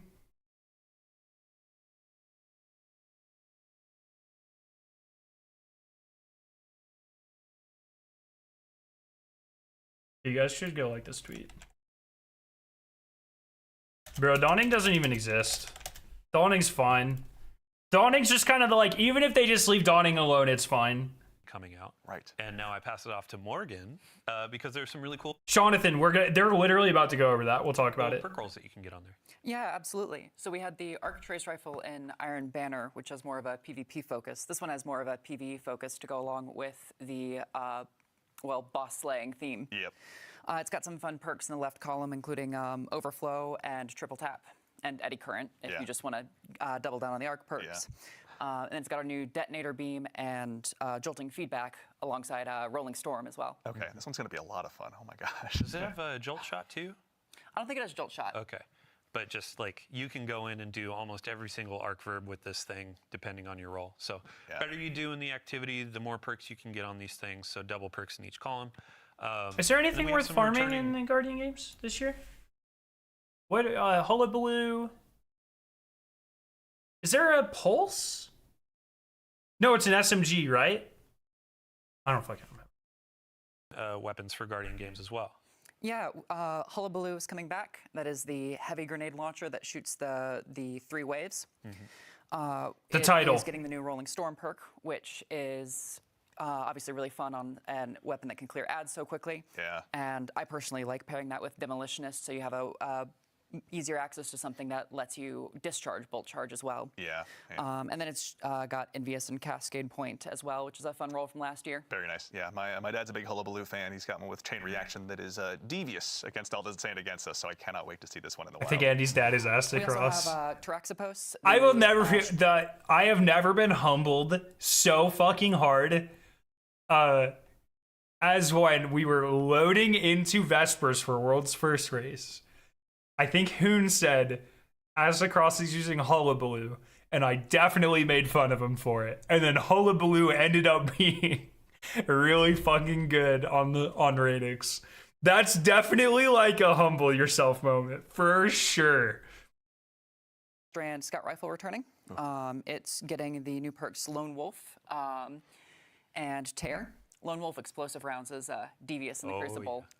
I was just having so much fun too. How can you do this to me? No, I'm gonna get one of my own. Who am I kidding? Yeah. And then, of course, we have the title coming back, and it will still have Repulsor Brace destabilizing rounds, but it's also getting Recycled Energy and Demoralize, Enter the Pain. Demoralize is like my favorite perk name from this episode because it's legitimately like, oh, you're all weakened now, baby.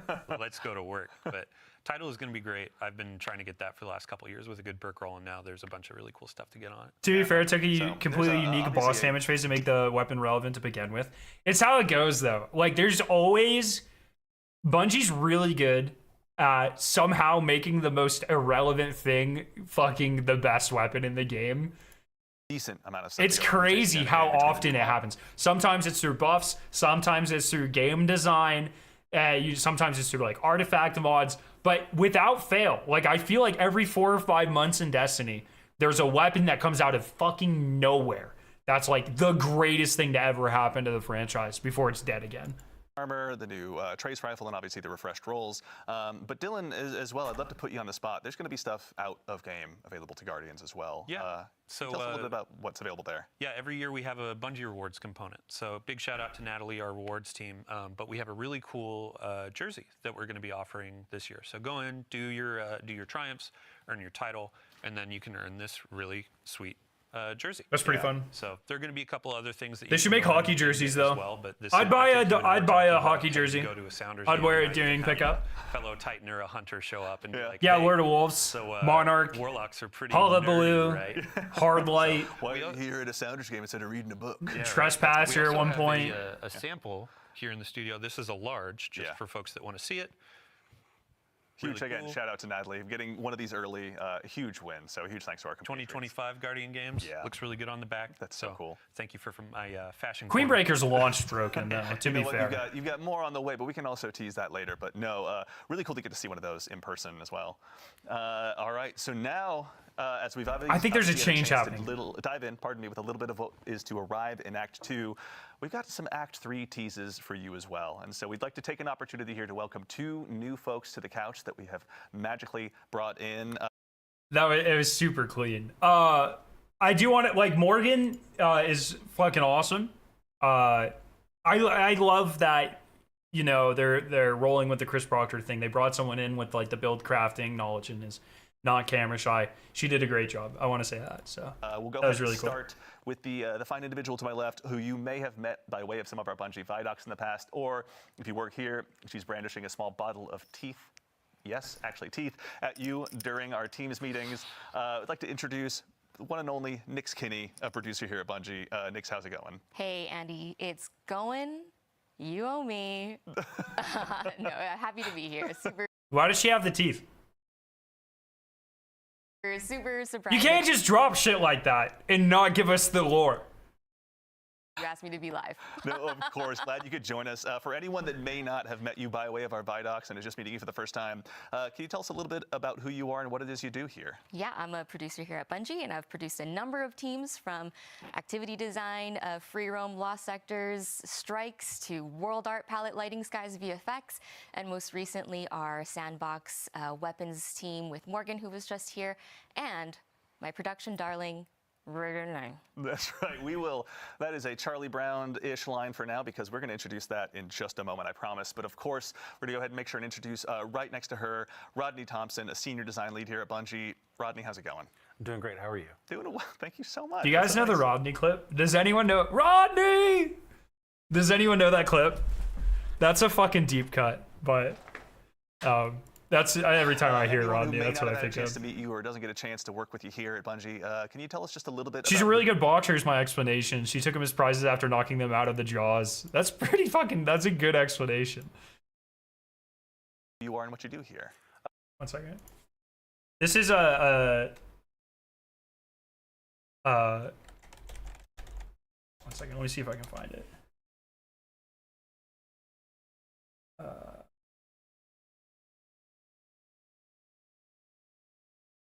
So it's there's a YouTube channel called Mr. Sunday Movies. They have a podcast called The Weekly Planet, and they had a running gag for a while where they would just have this clip of a guy screaming Rodney.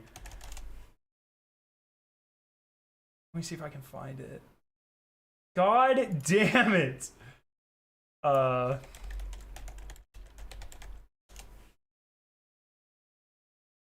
And the other, of course, is green trivia. This week, can we, wait. it's just a coincidence. Yeah. Week, I was wondering if we could guy yelling. And now green trivia. Thank you Oh, very come much. on. Did they not do it? Supercut first? Yep. It's just a running gag they do. And every time I hear the name Rodney, it fucking cracks me up. Sure. I've been at Bungie for about 10 years. Rodney! I'm a designer, and I'm the sandbox craft lead. And additionally, I've been the team lead for the Charlie Brown redacted team that Nick's just mentioned. Very exciting. We've got some cool stuff to check out. Now, actually, Dylan, you and I were talking a little bit about this. There's going to be a new event arriving with Act 3. Yeah, this With Act 3, that's really interesting. I didn't catch that the first time. event Yeah. is free to all players. It's going to offer something for lower skill for folks that maybe want to start getting into some endgame content, and then it's also going to offer some things of higher difficulty. I don't want to steal too much thunder. Oh, no, of course. Yeah, I mean, let's tee it up. Yeah, that allows us a chance to introduce it. Rodney, would you like to do the honors Rodney! of introducing The Rite of the Nine. Yes. Rite of the Nine? So Rite of the Nine is our new event that we've been working on. Really excited about this. I should have like a donation incentive or like a membership incentive called Rite of the Nine, but it's RIGHT. And when you donate, I put your face. This is to my left for you. It's to my right, but I'm mirror. So I'd put your face right of the 9 because I'm the 9. That is a sick font. Limited time event that features our dungeons.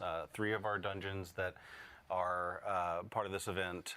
That's going to be Prophecy, of course, because of the 9 associations, but also Spire of the Watcher and Ghosts of the Deep. So these 3 dungeons, we've seen. So I think they picked these 3. A lot of people are like, why didn't they revamp Shattered Throne and Pit? I think they are going to do that at some point. I think those are going to be more permanent additions to the game rather than an event. They also picked 3 dungeons that have mechanics, but they're like approachable mechanics. Like I feel like Vespers is a little bit more, with all 3 buffs, a little bit more aggressive. Obviously Sunder just came out. They picked 3, like Ghost of the Deep, very simple mechanics. Symbol, activate symbol.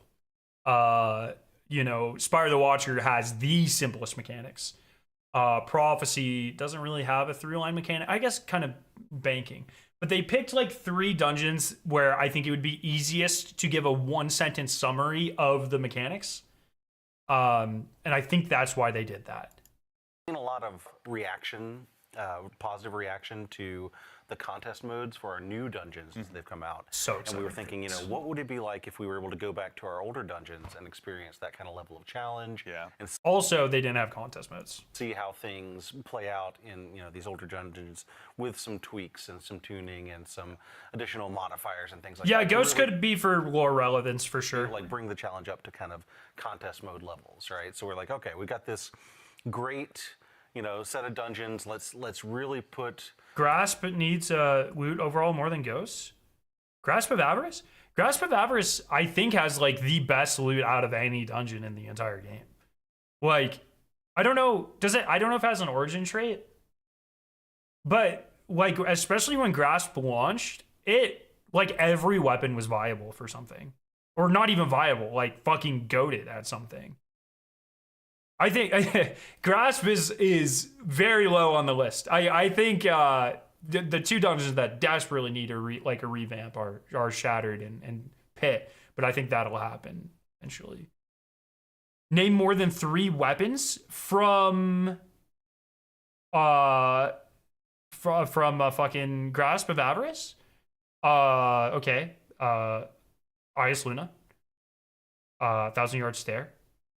Fucking whatever the sword was called. Do I have to name it? Matador was fucking insane. That are usable? Okay, I just named 4. Bam. I am definitely missing one though. Give me a second. Am I missing one? No, that might have been all 4. That's 4 weapons, right? I win. Yeah, I literally named them all. Yeah, get fucked. I win. Hero of the Ages was very niche when it first came out, admittedly. The other 3 were like best in slot, especially Matador and Ice Luna. But 1,000-Yard Stare, it fucking had snapshot opening or snapshot quick draw. I don't remember, but I remember it being fucking goated, and it had the ambush scope on it. I think it had low zoom. So. Our players and see what they can do in a hard mode for these dungeons. Yeah. But then at the same time, we were like, well, Matador's still good dungeons, on the sauce. There's a lot of players out there that haven't gotten to experience them because they can be pretty intimidating. They are, mechanically a little more intense. They don't do a lot of hand holding in the activity. But like genuinely, Grasp and Pit don't even have Pit might have one exclusive weapon. The pulse might only come from Pit. I don't remember. But they don't have armor sets. They don't have exclusive weapons. They don't have origin traits. Fucking Shattered Throne still doesn't even have a rally banner. Like, they need loot refreshes. I think that can easily be its own thing, though. And, they often require, or at least, incentivize you to play with other players, right? So we were thinking, like, what if we could take this event as an opportunity to introduce these classic dungeons to a whole new audience by way of what we're calling Explorer mode. This is very cool. So this is something that Milo and I, Mr. Ruffle Waffles, and I have discussed before. He also just had a big discussion about this with Dado, about whether for reference, Zombies, what they just did is in the newest game, they had like an insanely low completion rate for their Easter eggs. I think it was like 3% or 2% or something. It was super low, very similar to raid completion. And so they introduced this mode called directed mode, where it'll literally like walk you through the Easter egg. And I don't think Destiny should do something like that for dungeon or for raids, but dungeons seem like a great opportunity to do that. They're built around a solo player experience. You need to generally farm them quite significantly in order to get, weapons and armor. So like 1 free completion or whatever isn't that big of a deal. I think that's a great middle ground. I think this is a really cool way to get kind of newer players or greener players or less experienced players into more endgame content. I think this is sick. We've got new stuff at the top end in ultimatum mode. We've got new stuff for players, or new opportunity for players to learn the dungeons in Explorer mode. And then we have Eternity mode, which is sort of aimed at our middle of the road experienced dungeoneers. So we've kind of got something for everybody. Excellent, awesome. Well, we've got sick. stuff to actually show live out here. Tell you what, why don't you guys tell us just a little bit about where we're at. And it's so nice to see this space again, man. Space for the event. Eagle-eyed veterans might notice that this is the third Spire social space. It was originally used for the Trials of the Nine PvP event. But it's been a while. It's been since year 1 since you could go to this space. So we're bringing it back for I didn't even see. What's that engram? the Rite of the Nine event. You can see off in the distance there as our brave / reckless guardian runs off into the horizon. You can see, there we go.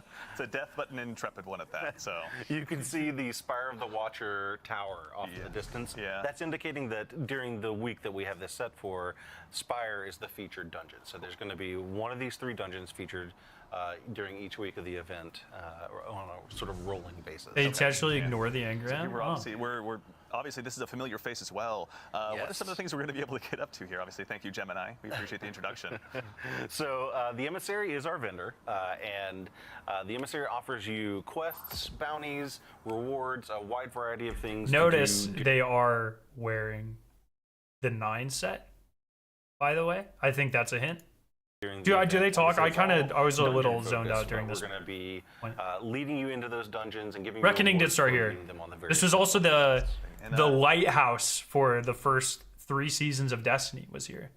I'd be remiss if I didn't mention, I believe I see some weaponry here in the background. Yes. Oh yeah, they skipped the Leviathan chest too. That's interesting. So for this event, we have taken 4 of the weapons from each of the featured dungeons and given them a big revamp. We've redone their perk pools, introduced perks that have come in over the seasons since the dungeon was released, and put those into these weapons and really given them a good juicing up as far as like. I'm so fucking excited for this. What you're sort of seeing here is the ability to attune to these various weapons, just like you could during Into the Light with the light weapons, so that if there's a particular one of these, Cold Comfort's gonna be goated. I know it's gonna be busted as shit after this. Get more drops of that weapon. Welcome back into the light, but that's into the 9, we see some bro. fans obviously in the house here. So we've got, as you were mentioning, ultimatum mode. Do you think Adepts will work the same as Heresy or Into the Light? Into the Light did not have Adepts. I'm not really sure what you mean. A little bit about later, but I wonder how they do loot for the Explorer mode. We'll have loot at all. I imagine it'll be something like you can only get armor. I don't think like if it has low drops, I don't think it's necessarily a bad, like honestly, even if it's normal drops, as long as you can't like farm it, I don't see anything wrong with just giving regular rewards. Can't get Adept, but just like normal weapons, I don't think there's anything wrong with just having that from Explorer mode. Do like one gun per encounter on Explorer, 2 for, what did they say the normal mode's called? Infinity or something? 2 for like a normal mode, and then 3 for contest or something. I think that'd be fine. You mean the shinies? I think they specifically say shinies only come from experts, so like Heresy. We noticed Inspire the Watchers here. Nix, can you tell us a little bit about Explorer Eternity, mode and how you guys kind of built that and what that process was like? Yeah, playtesting for Explorer mode was. What do you think the title name for Rite of the 9 will be? Emissary. So cute because it required us to find people in studio who had never played dungeons before, and that means we sourced folks from all corners, all levels, and made them equal in the name of a dungeon. So it was really great to see them go through our dungeons and having us tune it so that by the end of our playtest series, I think they just grew into folks who were really quite adept at dungeons, and I want to say can go on to even solo them if they wanted to. Yeah. I mean, it's a great starting point. I think we were talking a little bit before. Should the be show, Dungeon but, Master. Explore mode obviously grants the opportunity Dungeon Bearer. Yeah, it should be a Master or Bearer title. Dungeon, figure out how Arctrition works, which we can see here in just a second. But for folks like myself who do really enjoy running dungeons, and I've only soloed 1 dungeon, but if I wanted to go ahead and really get all of my strats ready for a solo, maybe a solo flawless run if I'm lucky enough, this seems like a great way to approach that. For sure. Yeah, I mean, in the Explorer mode, you have some tool tips, so that'll give you some idea of how to navigate these puzzles and also some waypointing to help you get through some tricky areas that you may not be able to find on your own. Yeah, there's a lot of minutia to always find in these, and it may not always be obvious which way to go. And so you guys, like we were talking about before the show, you actually built some new tech to help kind of establish those breadcrumb trails for the Guardians. All right, we're about to dive Overlord here as well, cool. but very briefly as well as we go ahead and prepare to land. A brief touch on ultimatum mode as well. What are some of the key differences? No, Gooner's the Destiny Rising title. Sure. So while Explorer mode, of course, is aimed at people who have maybe not as familiar with the dungeons or never really given them a shot, Ultimatum mode is for players who are familiar with the dungeons and are used to a high level of play. So they're going to be our most challenging. They're going to be at sort of a power level equivalent of contest mode. So you're going to be facing tougher enemies. And then we're also using some activity modifiers to sort of craft the experience and make it a little more challenging, but also just give you a little bit, require you to make a few decisions before you go into the dungeon. Yeah, I do. That's a great point, Taco. Or Taxo. Tack Softy. Sorry, Tack. I thought your name was Taco this whole time. I think that's a great point. I would love for this to get like expanded into a semi-regular event once every 6 months or whatever. It seems quite intensive for that though. Because like, okay, they bring it back in 6 months or a year and they do 3 more. They're supposed to do that on top of like Pantheon.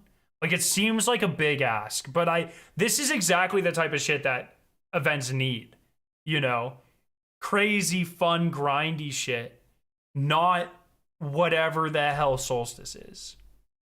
They never talk about adding rages. No, they don't. That you wouldn't otherwise necessarily be thinking about. So, for example, we're using the not swap activity modifier, which basically I don't think there's tokens either, Hoon, because they talk about your loot's based off of how many times you die. The duration of an encounter. That's just sort of a way of saying, like, okay, we need you to really focus on thinking about this encounter and figuring out how you're going to tackle the challenges associated with it.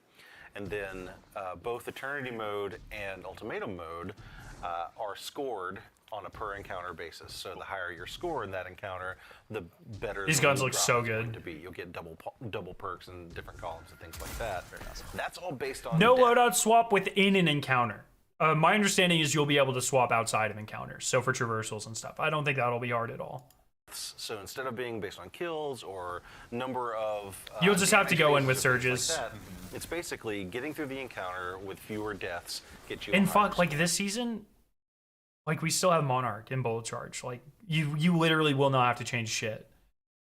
You'll be fine. Be as alive as possible. Exactly, right. You'll be fine. fine. What we're really challenging you to do here is we're challenging you to go into this harder mode and not just, execute, but also execute in a way that gets you a higher score, gets you better rolls, and of course in the Ultimatum mode, you'll be getting adept versions of the weapons. Very exciting. Yeah. So when you say adept, yes. I mean, are they just adept, or do they have any special... Oh, that's a really good question, Inari. I think you're right. I think they do say just exotics. They are, in fact, adept in name and in functionality, but also they have the new treatment. So all of our weapons have a new visual treatment to them that has 9 iconography on them. And let's see here. Yeah, we got some that are coming up right now. There we go. So this is a great example of a sort of baseline drop of new Pacific Epitaph. They did a really good job new making these visual look like treatment. You can see prophecy the 9 weapons. Iconography on it. Yo, You can Paper, what's also up? see, like, it's got the color palette at base for it. So all of our weapons that will drop during this event will have a new visual treatment. It'll also have the new event-exclusive Origin perk. I don't know how I feel about this Origin perk. It's like, on one hand, I think it's really fun. But let's say like on day ones or in Lomance, like there are very specific times like you leave ammo on the ground on purpose until you can switch to more reserves or scav mods to make better use of those. So I feel like this, but okay, then at the same time, then you could also just have a loadout with this weapon set with the other origin trait, and then hit a loadout with this origin trait, and then it's actually the easiest way to collect ammo. So, it's interesting. This is a very, I think this could be very cool. Yeah.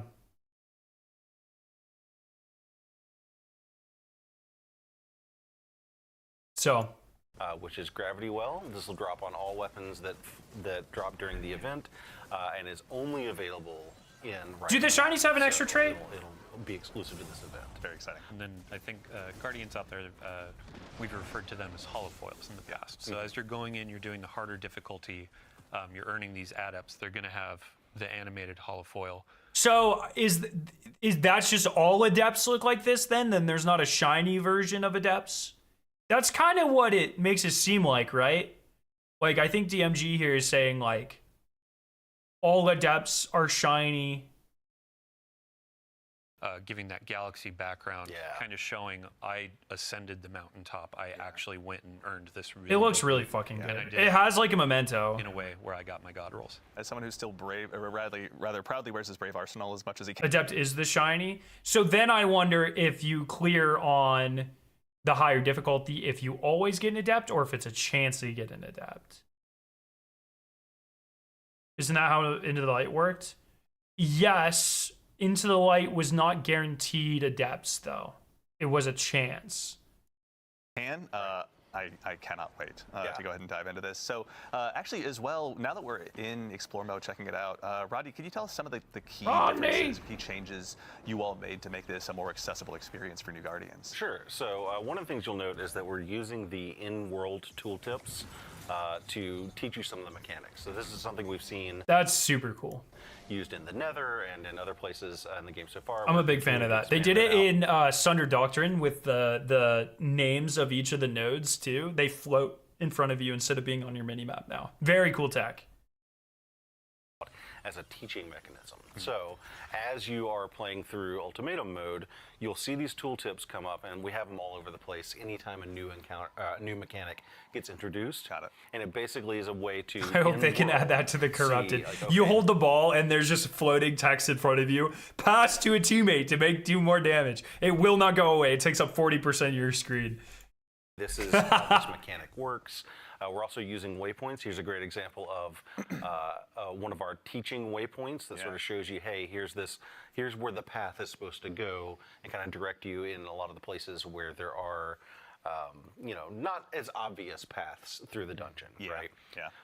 But yeah, like those tooltips and waypoints, we're using those in the encounters to teach you the mechanics. And we do that like the first time you see it, so that later in the dungeon, when you are encountering that mechanic again, you'll have already learned it, and you can take your time and read the tooltips, execute the mechanics. This is really One of the things cool. we've done is we've removed darkness phases, and we've reduced the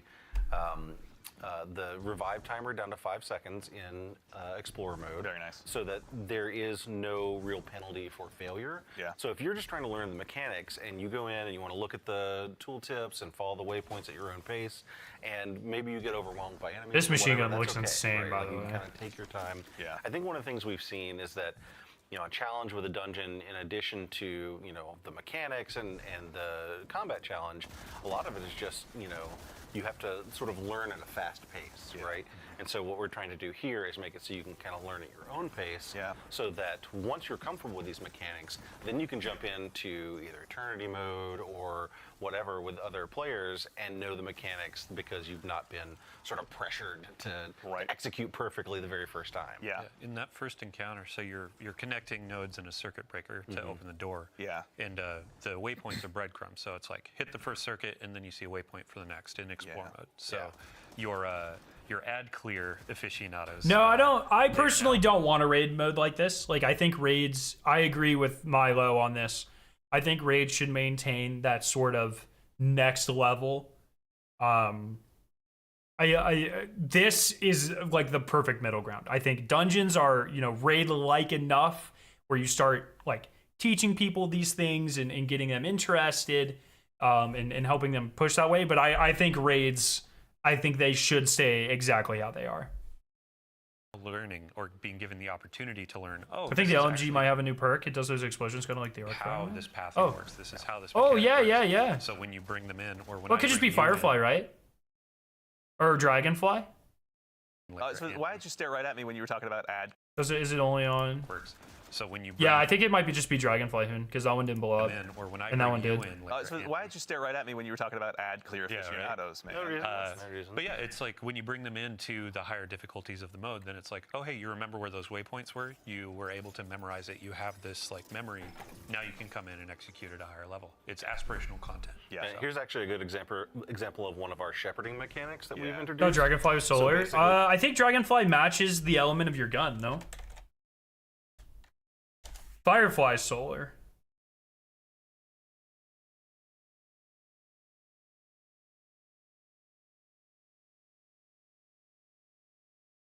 Oh my god, did I just fucking out buildcraft nerd bozo Hoon? That's insane. You know, we hear a lot of people say, That's "Oh, I kicked my crazy, first Hoon. You should be so before." embarrassed right now. Love East Traversal Everyone sections point are and really laugh. challenging. So in Just kidding, this please section of don't. Spire the Watcher, for example, Please don't, please once don't. one player gets to Even a broken the clock. midpoint of this traversal section, we have these helper platforms that rise up from below, so that a player who's maybe struggling a little bit with that section can follow along and continue to make progress forward. Yeah. Hey, Hoon, maybe Explore mode will teach Babs how not to wipe on final boss seconds before we get flawless like 4 times in a row. Even though, you know, they may not have Perchance. the jumping part. Yeah. Even a Warlock can make it through. Even. I'm throwing shade. Guardian Games is coming up. I gotta go ahead and get my jabs where I can. So I think I want to put Nix on the spot. Yeah. As players are going through this, like we have a bunch of rewards, not just for Explore mode where you're getting the normal drops and all that, but overall through this. Well, I event. mean, needs that too. Yeah. Oh, yeah. Well, you get 5 new emblems. Emblem for you. There it is. Yeah, collectors, get ready. So five new emblems, 1 for each dungeon, 1 for doing all 3 on the hardest difficulty, and 1 in the title. Earnable weapon cosmetic and a. Is that the adept or is that something else? Is that a memento? 9 weapon memento? So with Act 3 ego. So the flawless. Title, event exclusive title that you can get from doing some challenging challenges in ultimatum mode. Yeah, it's going to require a lot of participation, I think we were talking about before the show. Like, these are not ones you're going to be able to earn right away. It's going to take some time. Yeah, it's going to take Full some charge blood, Titan some sweat, stocks increase. tears, maybe an ambulance ride, everybody. On your daily playthroughs, it's like, here are my weapons, but then you have the overarching goal of like emblems. I don't know if they can do soul flawless because I think only 1 dungeon is available a week, right? So if you're just out a week, you're fucked. So you can show off in the tower like, I'm the dungeon delver. We don't have the name solidified just yet. But it's not locked in. It'll not come. locked in. All right, cool. Well, I'll tell you what. Speaking of things we do have locked in, so we've taken a little bit of a look of what's here at Act 3. Dylan, I'm going to go ahead and take this. Galaxy put you on the Memento would be spot. sick, man. Starting very soon, or if not recently, Moments of Triumph are back as well. So, I mean, we just walked through. Sorry, I just put that down. So that was very authoritative. Yeah, we just walked through like, here's what's coming in Act 2, here's what's coming in Act 3, and then here's what's coming with Rite of the Nine later in Act 3. Right now, if you're so inclined, Moments of Triumph just started like what, an hour ago, 2 hours ago? Yeah. We have some cool rewards that you can earn as you're prepping up for the next acts, as you're getting ready for what's to come. Cool cosmetic ghost. There's going to be a sparrow that's going to be really fun to earn. Nice. We may see a new emblem when they show the PvP map. Oh, yeah. As well. Oh, I didn't even think about There we that. go. There we go. There. Perfect. These are So cool, with but Moments once of Triumph, again, every year skimmer. We basically celebrate the previous year of content, ask players to go back in, check out your triumphs, get some of these things done, do some Grandmasters raids, etc. Needs to be a skimmer. And then you can earn some free cosmetics in the game. Very cool. On top of that, we also have our yearly Bungie Rewards T-shirt. Yeah. So I think I own 6 of these at this point, maybe 7, but this is the 2024. And yes, I'm going to call this out for my friend Matt. 2024, because it's the previous year, not 2025. Yeah. T-shirt, which is really fun. We have a sample here in the studio. Thank you again, Natalie. Very excited. This, I believe, is a large as well. Let's make sure. Yeah, large. So basically my This size. was one of the coolest ones I've done. I wear my red one all the time. But yeah, you can get your customization on the sleeve of your gamer. I hope tag or the your emblems are as name. cool as the And then Pantheon when emblems. you're walking around in the outside world, people can see you for the nerd you are. Yeah. Shout out to the individual who yelled "Dead Orbit Forever" when I was walking around in my Dead Orbit T-shirt the other day. Very nice. But yeah, very frequently it's like you see people in their raid jackets, you see people in their Moments of Triumph T-shirt. And then when you purchase any Moments of Triumph related, the T-shirt, the pins, anything like that, there's also a special emblem. It's a gift with the purchase. So in-game, you get a little bit of swag too. That's really cool. I always love those shirts because, like, you know, going to a PAX or something, it becomes this like hidden secret language where you're looking around and see people with their different Bungie Foundation shirts on or their different Moments of Triumph shirts on, and you kind of give each other just a nod as you walk through those hallways. Yeah. So it's like you have your in-game Ghost Sparrow, but then when you're going through Rite, it's like I have my title. In real life, it's like I got my title. Yeah. I got it on my war vest. I got my T-shirt. Earned it. etc. Yeah. Excellent. All right. Well, everyone, we have had a very big show today. And so that I think about leads us to the conclusion is what I would say if we didn't have just one more thing to share with you. So obviously, we've touched a little bit on some of the stuff that's going to be arriving with Act 3, and we actually have a sneak preview also of a currently in development limited time PvP mode that will be joining Act 3 as well. I vote we go ahead and just throw it up here on screen. Let's take a look. Everyone, we'd love to introduce you to Heavy Metal. Heavy Metal is a opportunity for you to go ahead and do we think that's one of the emblems? Introduce you to Heavy Metal.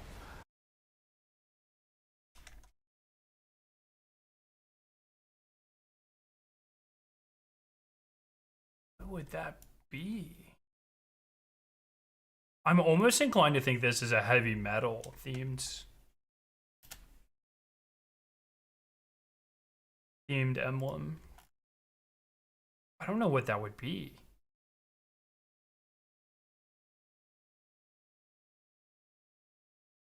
It almost looks like a Dread.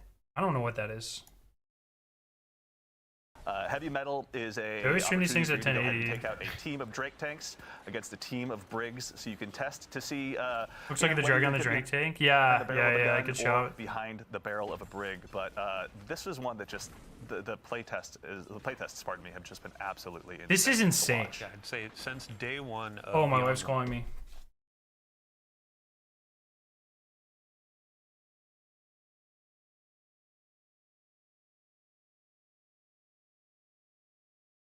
Hello. Hi. I'm still streaming. What's up? Yeah.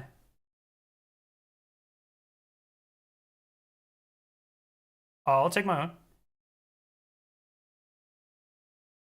Well, I mean, it's still dinner.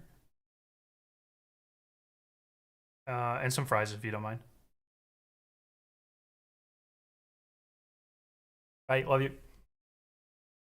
Was that destructible terrain? Tests, pardon me, have just been absolutely insane to watch. This is one that just the playtests, pardon me, Oh, it was. Yeah, I'd say since day one of Beyond Light, players saw the Brig come to the game. And they're like, when do I get one of those? And This is so. the answer from the Like, come on.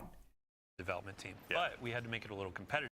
If I hear one person calling this mid or lame or whatever, I'm just fucking blocking you. This is exactly. I have been asking for fun game modes in Crucible for so fucking long. This is awesome. We need more of this. We need, sticks and stones. We need gun game. We need like all the COD classics. This is fucking so sick. Of Guardians have had their Drake tanks. Oh, since a step trials 2. weekend with They're this mode really would be fun. insane. Let's see when you get into matchmaking, who can come out on top. Yeah. This is one that we're very much looking forward to unleashing upon the community. But as you can tell, the Drake tanks and Brigs alike provide some pretty unique tactical opportunities that we're looking forward to seeing getting into the Guardians' hands. When are we getting First Light back? This shit on First Light would be insane. Yeah. And Or when it the comes Earth to, like, one. This is a PvP thing. We say competitive, but this is a goofy, like, this is fun. You're sitting down on a Saturday night, you're chilling with your buds. Okay, so there's no way, right? There's no way they developed the Brig technology just for this, right? We're 100% playing in a Brig in Frontiers. Right? Am I crazy? I feel like there's no way they spent this much time on Crucible. Like, come on, Crucible? Let's hop in a tank and try to do some 360 no-scopes while we, boost off of a ramp. Yeah, we just finished a raid. Let's have a palate cleanser here and just have a good time. I want to go for a movie of the week. Why don't I hop into Drake and try to get a triple kill?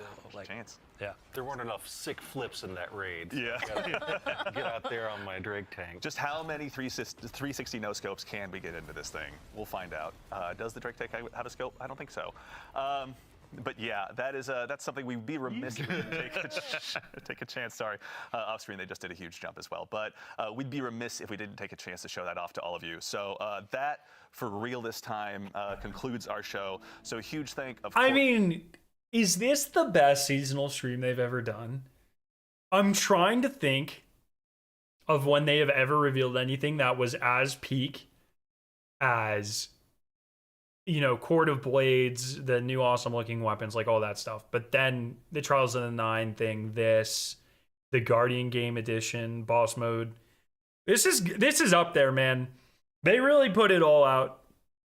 This is I'm just super fucking excited for this. This is really cool. Hoon, you want to try to run that checkpoint real quick? Just get it out of the way. My friend said this is the worst act reveal, but I disagree with him heavily. There's no way you could look at this and say it's the worst. There's literally no way. Yeah, I mean, you don't have to think it's the best. You can maybe think something was cooler in Season of the Witch or something. But to say this one was the worst one ever, like, that is a deeply unserious thing to say. We can, but it turns out I don't need it. But you still need it, though. They give Triumph Score, right?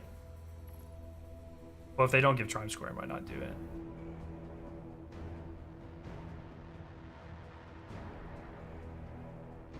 First into the live stream was slightly better. Yeah, that's a fair point. Oh, it doesn't give Triumph Score, really?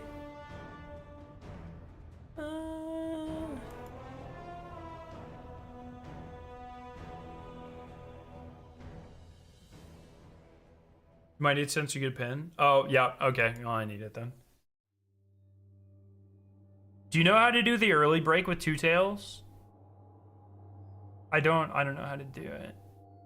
I should learn though. Let me see what all I need to do in the title. Yeah, it doesn't give, but I do need it for. Is that all we can do right now? Collectible, that's time gated. Yeah, that's literally all you can do right now.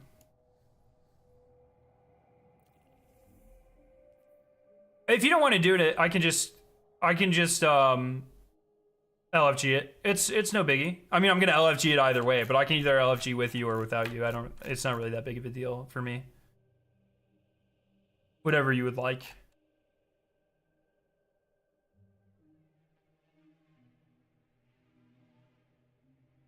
This guy's looking for a Master Witness pre-break.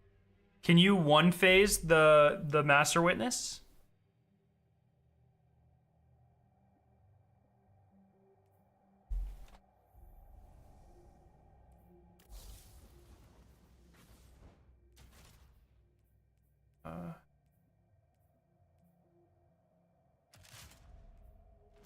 And I'll just put them like Queen Breakers. Call it a day.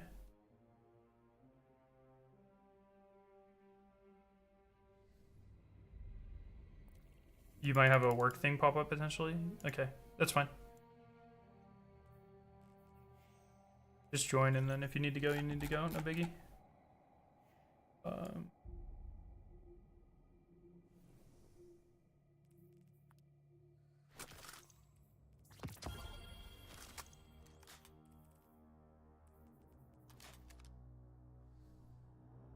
You can trio one phase normal witness, I'm pretty sure. No fucking way, that's insane. Okay.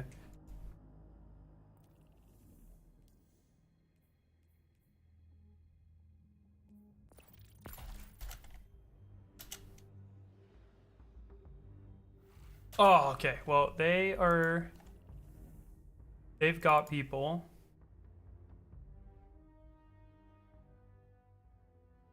Check Fire Team Finder.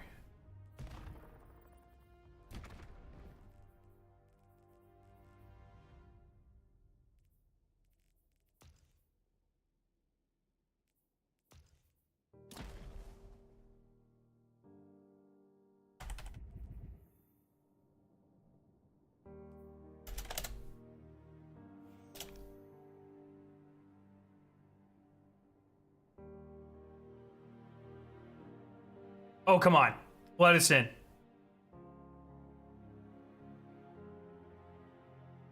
I always get really nervous when it takes this long.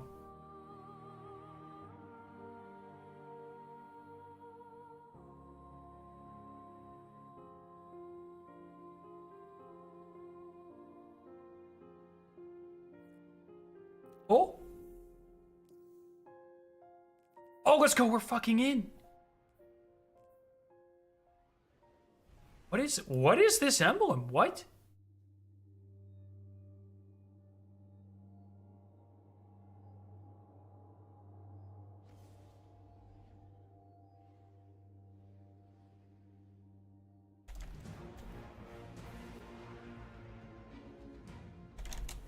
Lightfall emblem for what?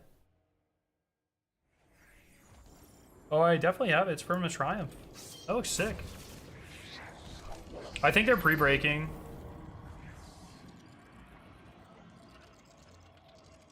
Think you have a video on that? Look, I've made like 2,000 videos. Is it already pre-broken?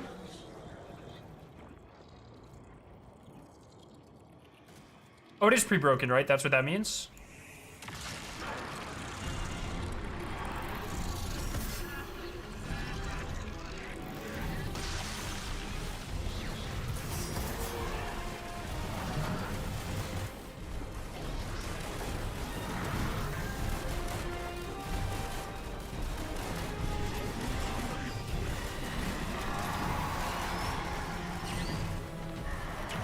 I jumped way too early.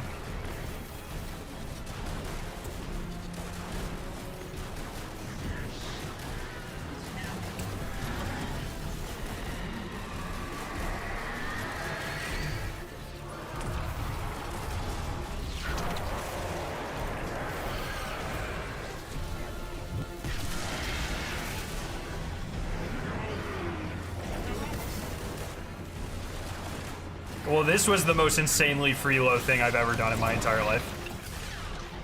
No! There goes Flawless. That's insane. Impossible. We are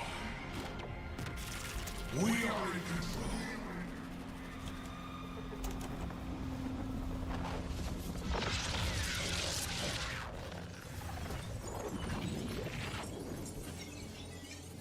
The final boss of the Light and Dark Saga.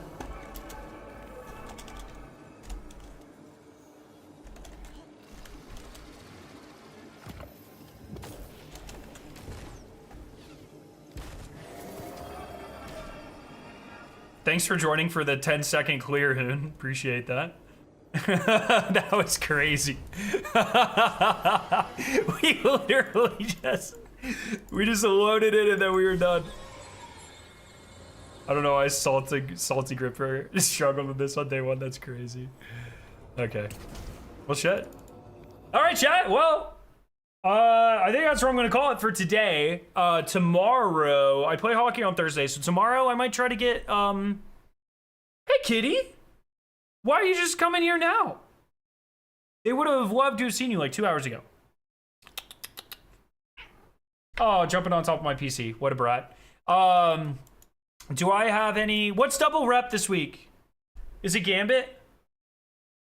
Oh my god, you are so precious, you little brat. Is it Gambit? Do you think the raid boss should have reactive damage reduction? I don't even know what that means.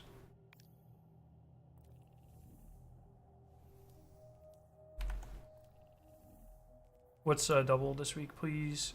You'll never hear me say this again, but please be Gambit.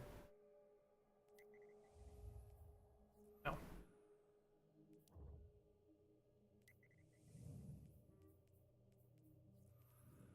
think it's Trials. Oh, I'm excited for Trials this weekend too. Okay, might be Trials. All right, well, I'm excited for Trials this weekend. It should be the sniper, hopefully. That would be so freaking awesome.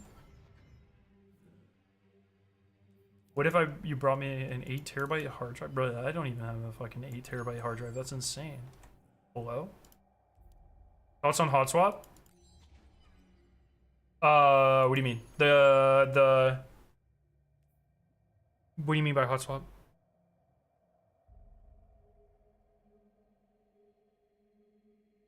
See the Ploopy trauma? I don't even know what that means. It will be the sniper? I'm excited for the sniper. I think it'll be really good.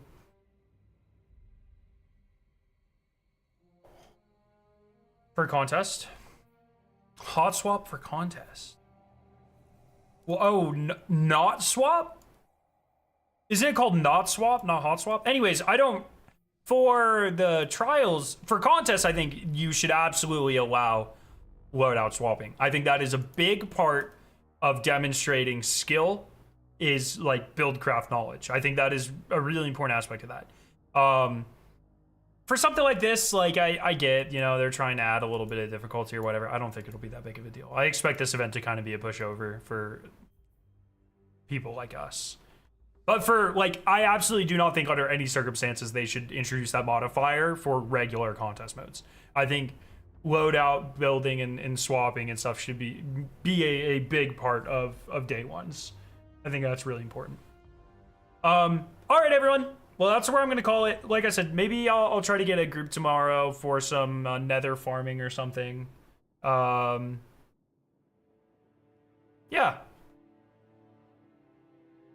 You're so base, Holy. Well, I try, man. I really enjoy that aspect of the game too. Like, one of the most fun parts about solos is loadout swapping. That's why I love doing shit like that. So, yeah, we'll see. Also, guys, I was thinking with this artifact and the bottom row that we're gonna be getting, and I think I might go back into Root of Nightmares. I think it could be really fun with the artifact shit and stuff that's broken. So, all right, everyone, have a great night. I'll see you tomorrow. Love your faces. Peace out. See you, everyone.